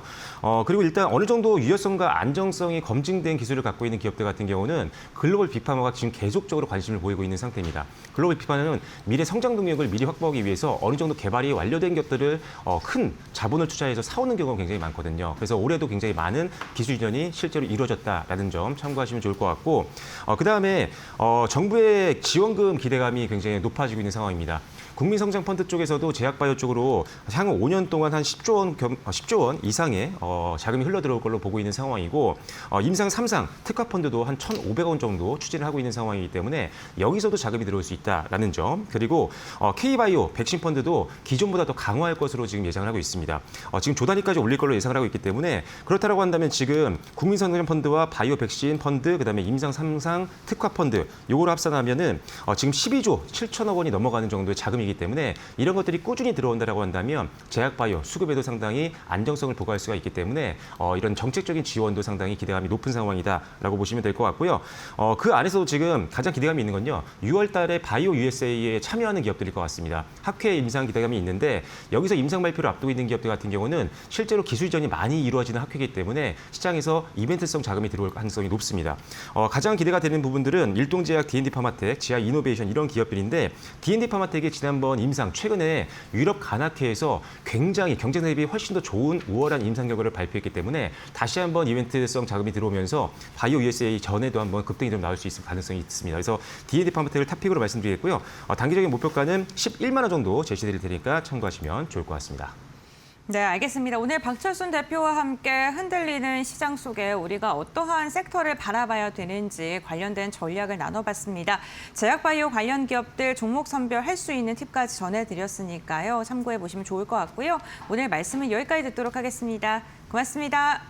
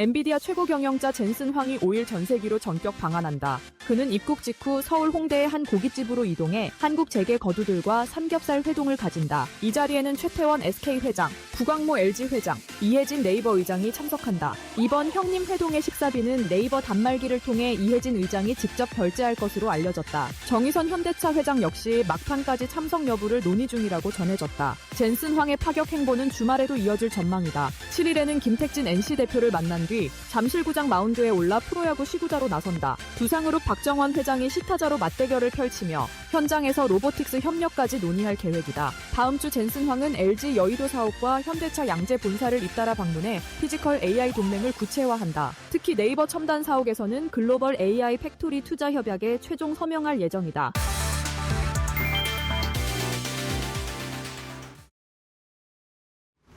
네, 금요일 장마감 동시효과 구간에 들어와 있습니다. 라스트 찬스 함께 하실 시간이고요. 독립리서치 P&J 손창현 팀장 모셨습니다. 어서 오세요. 안녕하십니까. 네, 오늘 젠슨황이 지금 이제 방한해가지고 시끌시끌한데 시장은 영 분위기가 좋지 않았습니다. 오늘 하락 좀 원인 어디서 보셨을까요? 뭐 하락 많이 올라서 하락을 한 게 가장 큰 이유인 것 같아요. 네. 미증시에서 이제 기술주들이 동반 하락을 했고요. 특히나 이제 브로드컴이 실적이 뭐 예상치를 다 하회를 했습니다. 매출액도 그렇고 영업이익도 그랬고요. 그래서 이걸 바탕으로 샌디스크나 마이크론 테크놀로지 대부분의 미국의 빅테크 기업들이 하락을 하면서 동반적으로 약세를 보였고요. 이 하락에 대한 요인은 또 한 가지 눈여겨봐야 될 대목이 있는데 바로 이제 BNP 파리바 증권과 시티은행 쪽에서 이제 반도체 사이클의 어느 정도 정점이 빨리 올 가능성도 높다라는 얘기를 한 것도 배제할 수 없을 것 같아요. 그래서 원래는 내년 상반기 정도까지 사이클이 계속 유지가 될 수 있을 줄 알았으나 올해 하반기로 사이클이 좀 짧아질 수도 있다. 여기에 대한 배경은 양지 메모리, 창신 메모리라고 하는 중국의 반도체 기업들이 원체 반도체 증설을 많이 하다 보니까 메모리나 낸드 쪽에 대한 부분에서도 수요가 확대되고 그 수요가 어느 정도 정점을 찍고 있는 부분에서의 반도체를 좀 밑으로 하락을 시킬 가능성이 높다라는 점이 주된 요인이었었던 것 같습니다. 그러면서 반도체 관련주들이 약세를 보였고요. 반면에 이제 금융지라든지 바이오 관련된 종목들은 강세를 보이면서 어떻게 보면 시장의 온기가 좀 다르게 형성이 됐다라고 볼 수가 있을 것 같습니다. 네. 우리나라도 그런 의미에서 장 초반에는 제약바이오 관련된 종목들도 강세를 보였고 그리고 금융주들도 오늘 뭐 나름 좀 선방을 한 모습들을 보였지만 추가적인 상승이 이어지지 못했다. 그래서 전반적인 하락이 전개되면서 추가적으로 하락을 했고요. 이 두 번째 배경은 이제 하락에 대한 배경은 환율이 계속적으로 오르고 있다. 1,540원까지 환율이 올라가다 보니까 외국인 매도를 부추기는 게 아닌가라는 투자 심리에 대한 위축도 한 몫을 했다라고 좀 볼 수가 있을 것 같습니다. 유가증권 시장으로 보면요. 올 1월부터 시작을 해서 현재까지 한 140조에 대한 매도를 했는데 그중에서 70조를 5월과 6월에서 매도를 많이 했습니다. 그 이유를 보면 결국에는 삼성전자와 SK하이닉스가 5월, 6월에 많이 올랐기 때문에 동반적으로 삼성전자, SK하이닉스를 외국인들이 집중적으로 매도를 한 게 아닌가라고 생각을 해볼 수가 있기 때문에 전반적으로 외국인의 매도세가 환율의 상승에 있어서 기인을 하지는 않는다라고 볼 수가 있을 것 같고요.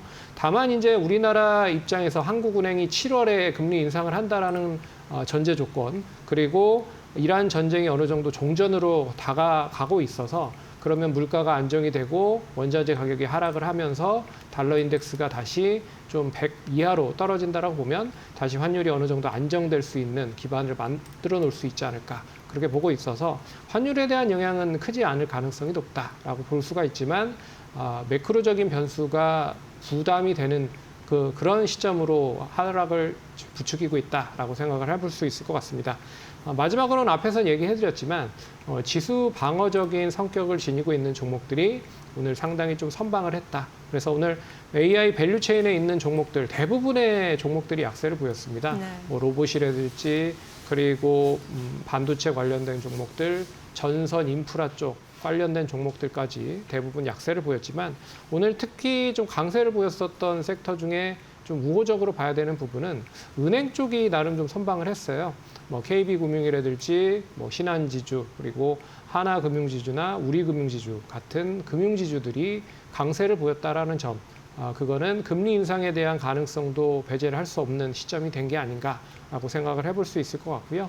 여기에 이제 소비주들까지 반등을 하면서 어떻게 보면 시장이 좀 안 좋은 흐름을 보이고 있는 가운데서도 지수 방어적인 역할을 하고 있는 종목들은 나름 강했다. 하지만 시장이 다시 반등을 하기 위해서는 결국은 AI 밸류 체인에 있는 종목들이 반등을 해야 된다라는 점을 감안해서 시장을 계속 지켜볼 필요가 있다라고 정리를 해보도록 하겠습니다. 네, 반도체주 브로드컴 쇼크로 오늘 촉발이 돼서 8,000선을 위협받기도 했었던 코스피 지수. 오늘 저 양시장 급락세가 굉장히 거셌습니다. 코스피 지수 현재 구간의 상황 살펴보도록 하겠습니다. 5%대 급락세 나타나고 있는 상황이고요. 498포인트, 500포인트 가까이 밀려나면서 8,140포인트에서 마감 기다리고 있습니다. 코스닥의 경우에도 오늘 4%대 약세까지 또 내려가고 있고요. 1,003포인트까지 장중 저점이 1,000포인트가 깨지기도 했었습니다. 코스피 200도 6%대 급락 흐름 그리고 있습니다. 코스피 쪽에서 외국인이 오늘도 매도 우위 그리면서 3조 4천억 원대 물량을 빼냈고요. 기관도 7천억 원대 매도 우위였습니다. 개인이 물량 소화하면서 4조 가까이 매수세가 유입됐습니다. 코스닥 쪽에서도 오늘 외국인은 1천억 원대, 1,000억 원대 매도 우위 그렸고요. 기관이 1,000억 원대 순 매수세, 개인은 소폭의 순 매수로 집계되고 있습니다. 오늘 삼성전자, SK하이닉스 동반해서 급락세 그렸는데 하이닉스가 결국 10%까지 낙폭 키우는 모습입니다. 그리고 우선주까지 오늘은 4%대 약세 그리고 있고요. SK스퀘어도 7%대 동반 약세, 현대차는 보합권 마감 예상되고 있습니다. 국내 증시 문을 닫습니다.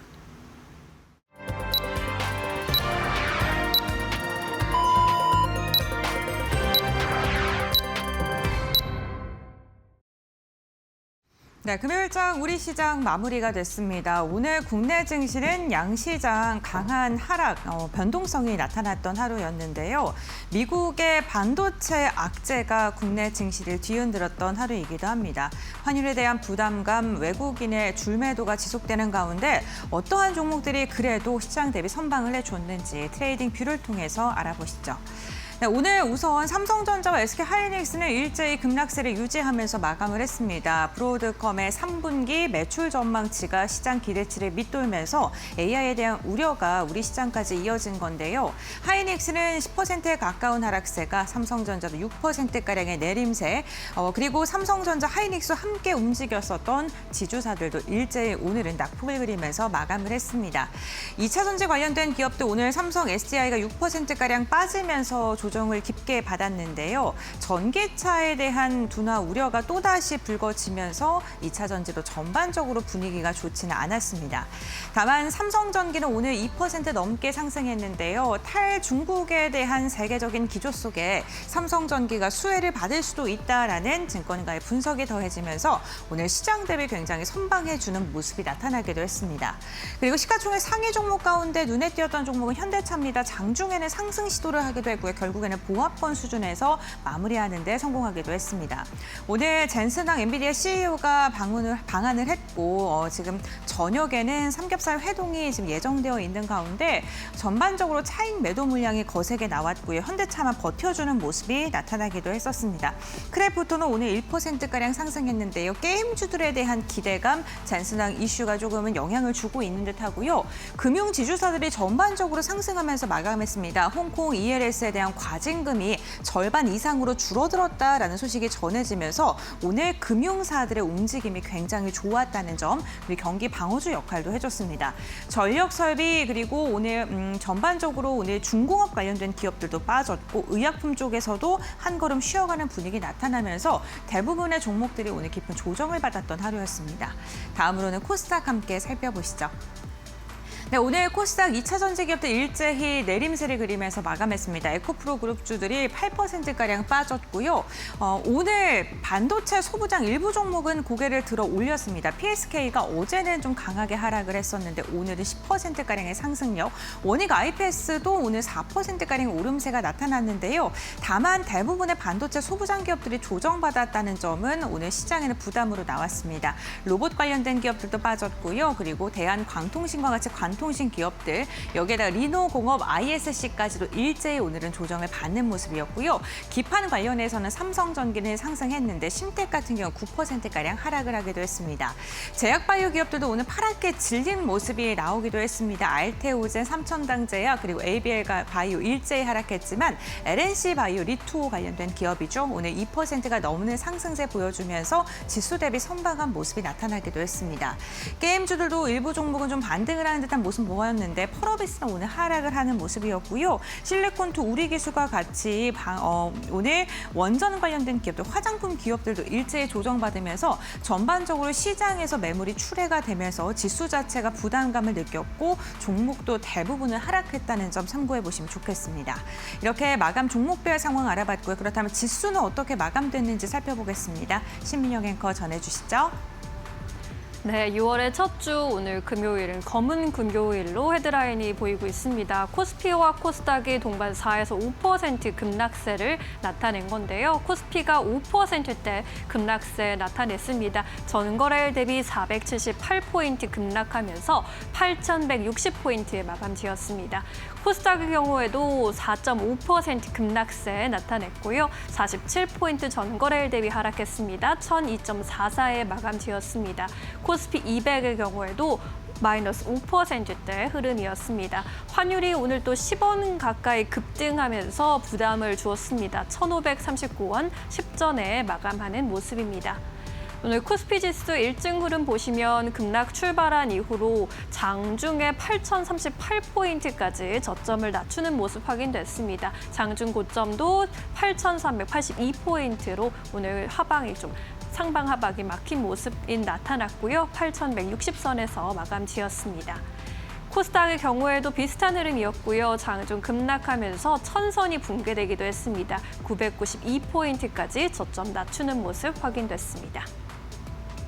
유가증권 시장에서 외국인의 매도 행진이 이어지면서 3조 5천억 원대 매도 우위가 잡혔고요. 기관도 오늘은 9천억 원대 매도 우위 그렸습니다. 개인의 나홀로 사자세 4조 2천억 원대 순매수세가 유입됐습니다.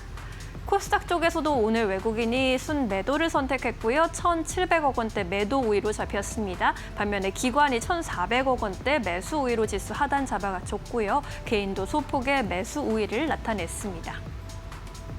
이러한 가운데서도 외국인이 순매수한 종목들 어떤 종목일지 살펴보겠습니다.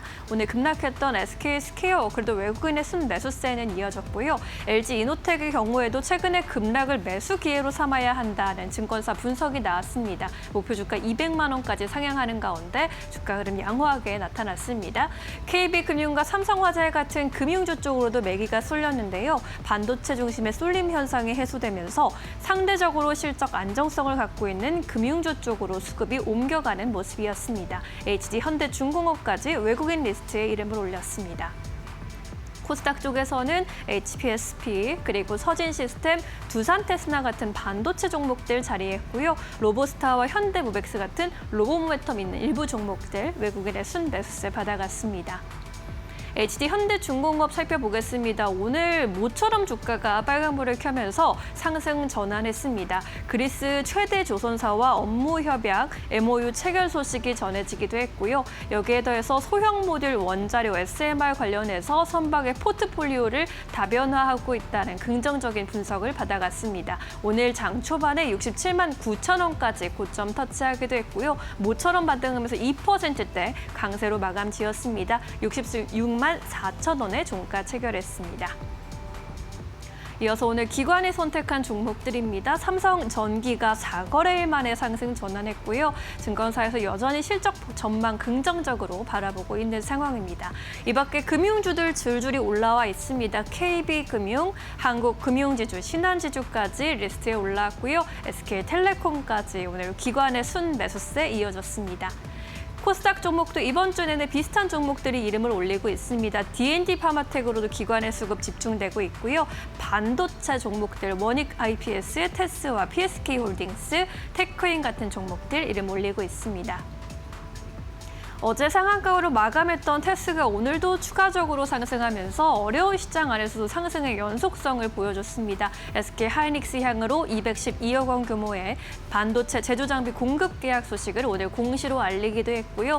오늘 장중에 15만 4,100원까지 고점 터치하기도 했습니다. 2%대 강세로 선방했고요. 13만 9,200원에 종가 체결했습니다.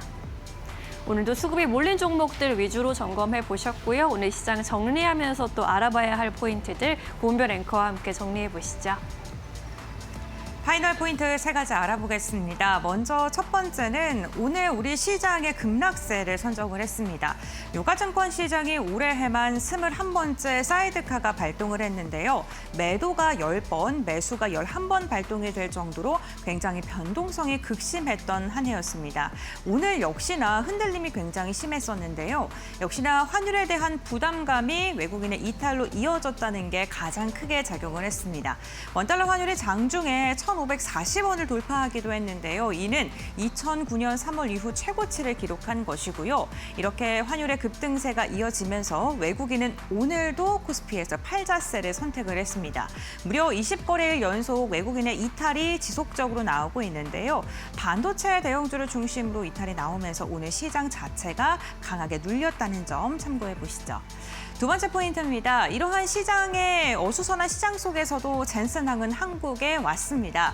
오늘 오후 1시경 김포공항을 통해 입국한 것으로 알려졌고요. T1 베이스캠프에 가서 페이커랑 만난 것으로 확인되고 있는데 이 페이커와 만난 자리에서 그래픽카드 지포스에 대한 최신작을 공개하기도 했고요. 본인의 사인과 페이커의 사인이 담긴 그래픽카드를 함께 있는 시민들에게 선물로 나눠주기도 했다고 합니다. 여기다가 저녁에는 홍대에서 삼겹살 회동이 진행이 될 예정이라고 하는데요. 젠슨학 CEO는 물론이고 최태원, 정의선 국왕무 회장 그리고 이혜진 의장까지 참석을 할 것으로 보이는데 여기서 또 AI와 관련된 어떠한 이야기가 오고 갈지도 기대가 되고요. 오늘을 시작으로 해서 다양한 바쁜 일정을 소화하는 만큼 그 일정에 따라 우리 시장에도 큰 영향이 미칠 것으로 예상됩니다. 세 번째 포인트 함께 확인해 보겠습니다. 은행 관련된 기업들입니다. 오늘 시장의 분위기가 어수선한 가운데 은행주들은 경기 방어주 역할을 톡톡히 해줬습니다. 특히나 홍콩의 ELS 과징금의 규모가 기존의 1조 4천억 원에서 6천억 원가량으로 축소된다는 소식이 전해지면서 은행주의 투자 심리가 오늘 좋아진 것인데요. 특히나 시장의 변동성이 커지고 있는 가운데 방어주 성향이 부각받으면서 섹터 내에서도 가장 큰 시세를 분출하기도 했습니다. 아무래도 기술주들의 약세 이 시장 속에서 방어주들을 찾기에 좀 급급한 투자 심리가 나오고 있는 듯한데요. 은행주들 다음 주엔 또 어떠한 분위기가 보여줄지도 기대됩니다. 네, 시장의 변동성이 굉장히 컸던 한 주였습니다. 과연 다음 주에는 이러한 분위기가 또 사라지고 다시금 우리 시장의 상승으로 고개를 돌릴 수 있을까요? 그렇다면 전략을 어떻게 세워야 될까요? 지금 바로 알아보시죠. 네, 6월의 첫째 주 정규장 거래 모두 종료가 됐습니다. 이번 주도 정말 고생 많으셨습니다. 주 막판에 또 이렇게 급락을 맞게 되면서 우리 시장이 또 어떤 기로로 갈리게 될지 걱정이 또 많이 되실 것 같은데 계속해서 또 팀장님과 이야기 나눠보도록 하겠습니다.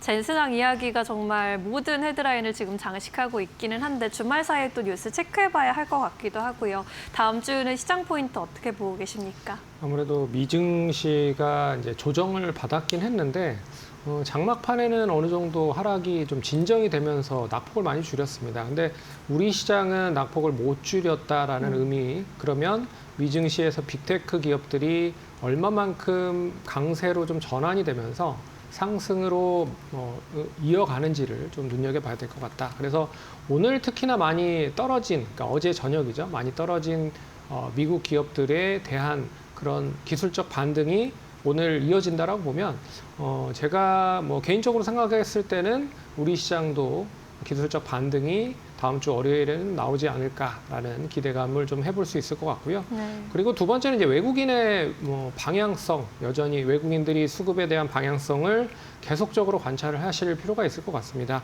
역시나 오늘도 마찬가지고요. 20일 연속 계속 매도를 하고 있는 주체가 외국인이라는 점을 감안해 보면 기관과 개인이 매수를 하기에는 역부족이다. 그런 점에서 외국인들에 대한 매수를 계속적으로 진행을 하고 있는지를 확인을 해보셔야 될 것 같고요. 참고로 이제 3월 선물 옵션 동시 만기일에서 어제까지, 그러니까 다음 주 11일 날 선물 옵션 만기일이기 때문에 네. 만기일 포지션에 대한 전환이 좀 될 가능성도 배제할 수 없다. 그러면 6월 11일 이후에 외국인들에 대한 선물 포지션도 한번 어떻게 바뀌는지를 보셔야 될 것 같다. 현재까지는 한 4조 정도를 매도를 해놓은 상황이기 때문에 이게 다시 매수로 전환되면 외국인들은 다시 매도해서 매수로 좀 전환될 수 있는 타이밍이라고 보고 있어서 다음 주 목요일 선물 옵션 동시 만기를 기점으로 어떻게 좀 변화되는지도 눈여겨봐야 될 것 같고요. 네. 그리고 역시나 이제 다양한 일정 이벤트 이슈가 있습니다. 오늘 젠순왕 CEO가 방한을 했죠. 거기에 대한 기대감 있는 부분들. 그래서 1차 간부회동 때는 뭐 삼성전자나 현대차 그룹이 상당히 수혜를 받았고 2차 간부에서는 이제 어떤 새로운 기업이 참여를 하는지를 눈여겨봐야 될 것 같습니다. 뭐 LG그룹도 있을 것 같고요. 뭐 네이버라든지 뭐 NC, 두산, 그리고 크래프톤 같은 이런 게임 회사도 있기 때문에 여기에서 이제 어떠한 이야기가 나오면서 사업적인 구체화가 되는지가 가장 초미의 관심인 것 같다. 그래서 워낙 많은 기업들을 방문하고 갈 가능성이 높아서 어떻게 보면 이게 좀 안고 빠진 빵 같은 그런 역할을 할 수도 있지 않겠느냐라고 얘기를 하고 있지만 그래도 젠슨왕 입김이 어느 정도 있어서 입김에 대한 구체화가 나온다라고 하면 시장은 좀 긍정적일 가능성이 높다라고 봐야 될 것 같고요. 마지막은 이제 애플의 WWDC라고 하는 컨퍼런스가 8일부터 12일까지 이어집니다. 네. 역시 이제 애플이 어떻게 사업을 진행을 하는지를 눈여겨봐야 될 것 같고요.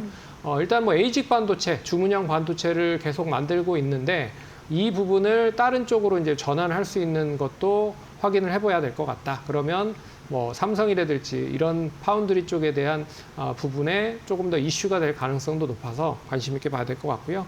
그리고 AI 관련된 부분의 플랫폼 어떻게 확대되는지 그리고 차후에 스마트폰에 대한 판매와 그리고 하반기에 출시될 폴더블 폰에 대한 이슈도 좀 눈여겨봐야 되는 대목이 아닐까라고 봐야 될 것 같습니다. 네, 젠슨왕 소식 계속해서 좀 귀 기울여 봐야 할 것 같고요. 애플도 이벤트가 있고요. 우리의 수급 측면에서는 다음 주 목요일에 선물 옵션 동시 만기일이 또 중요한 변곡점이 될 수 있다는 점 잘 기억해 보시면 좋겠습니다. 다음 주에 또 주목해 볼 만한 종목을 여쭤보고 싶은데 오늘은 어떤 종목 준비해 보셨을까요? 네, 오늘은 이제 그 월드컵이 다가옵니다. 월드컵 때 또 뭐 이번 월드컵은 아침에 하기 때문에 네. 별로 그렇게 소용은 없겠지만 그래도 뭐 직간접적인 영향을 받을 수 있는 기업 BGF 리테일을 한번 눈여겨보면 좋지 않을까. 그래서 재난지원금 관련돼서 2차 재난지원금이 모두 이제 어느 정도 반영이 됐고요. 유일하게 사용이 가능했었던 곳이 편의점이었습니다. 그래서 이 2차 이 재난지원금 바탕으로 2분기 실적에 대한 하반 경쟁을 만들면 2분기 실적도 어느 정도는 좀 긍정적일 수 있을 것이다 라고 봐야 될 것 같고요. 그리고 인바운드 외국인 관광객 수요가 계속적으로 늘어나고 있습니다. 여기에 6월 달에 펼쳐지는 다음 주에 펼쳐지는 월드컵 특수까지 더해진다라고 하면 상당히 좀 가격적인 매력이 부과가 될 가능성이 높다. 그래서 작년 2분기의 실적을 보면 1분기 때 226억을 기록을 했고 2분기 때 694억을 기록을 했습니다. 그럴 정도로 계절적인 성수기가 2분기에는 작용이 되고요. 올해도 1분기 때 381억을 기록을 했기 때문에 작년만큼에 대한 실적 퍼포먼스가 이어진다고 하면 한 800억에서 900억 정도 2분기 때 실적은 뒷받침이 될 가능성이 높다. 그러면 지금 가격에서도 상당히 좀 매력적인 가격으로 부각이 될 가능성이 높아서 일단 관심 있게 봐야 되는 타이밍이 아닐까라고 볼 수가 있을 것 같습니다. 그래서 1차적인 목표가는 앞선 고점들을 다 돌파할 수 있는 15만 원 선 제시를 한번 해보도록 할게요. 4월 8일 날 14만 8천 원까지 갔지만 네. 최근에 거의 이제 박스권에 대한 흐름으로 전개되고 있는 상황입니다. 그래서 12만 원에서 15만 원 정도 박스권을 유지를 한다라고 하면 1차적인 목표가는 15만 원 제시를 해보도록 하겠고요. 손절가는 12만 5천 원 제시를 해드릴 테니까 투자하시는 데 참고하시면 좋을 것 같습니다. 네, BGF 리테일 이번 주에 또 유통주 분위기 좋았습니다. 관련해서 또 지켜보시면 좋을 것 같고 계절적인 성수기에 본격적으로 들어가고 있기도 하고요. 2분기 실적도 좋게 또 전망되고 있습니다. 외국인 관광객 쪽도 모멘텀으로 보시면 좋을 것 같습니다. 목표가 15만 원까지 지켜보도록 할게요. BGF 리테일까지 만나봤고요. 이제 내일 시장 다음 주엔 또 어떤 메시지 가져가는 게 좋을지 메시지 어떤 것도 준비해 주셨을까요? 시장과 이제 종목에 대한 변동성이 엄청나게 커졌습니다. 그러니까요. 그래서 어떻게 보면 커진 변동성 때문에 매매를 하기도 상당히 좀 어려우실 것 같은데 네. 결국에는 시장과 변동성, 종목에 대한 변동성을 좀 즐기셔야 될 때가 되지 않았나 생각을 해봐야 될 것 같아요. 그래서 삼성전자가 너무 많이 SK하이닉스가 올랐기 때문에 단기적인 조정이 크면 시장을 상당히 좀 변동성 있게 좀 흐트러 놓는 경우가 많습니다. 네. 그런 점도 계산을 해보셔서 대응을 한다라고 하면 이번 시장 어렵지만 또 잘 버텨나갈 수 있는 하나의 그런 포인트가 될 수 있지 않을까라고 말씀을 드릴 수 있을 것 같아서 시장과 종목 변동성을 즐겨보자라고 마무리를 지어보도록 하겠습니다. 네, 정말 이렇게 계속 사이드카가 나오고 있고 어느 때보다 어지러운 시장이 전개되고 있는데 잘 즐길 수 있는 방안을 생각해 보시는 것도 좋겠습니다. 팀장님과는 오늘 여기서 인사드려야겠네요. 자세한 설명 고맙습니다.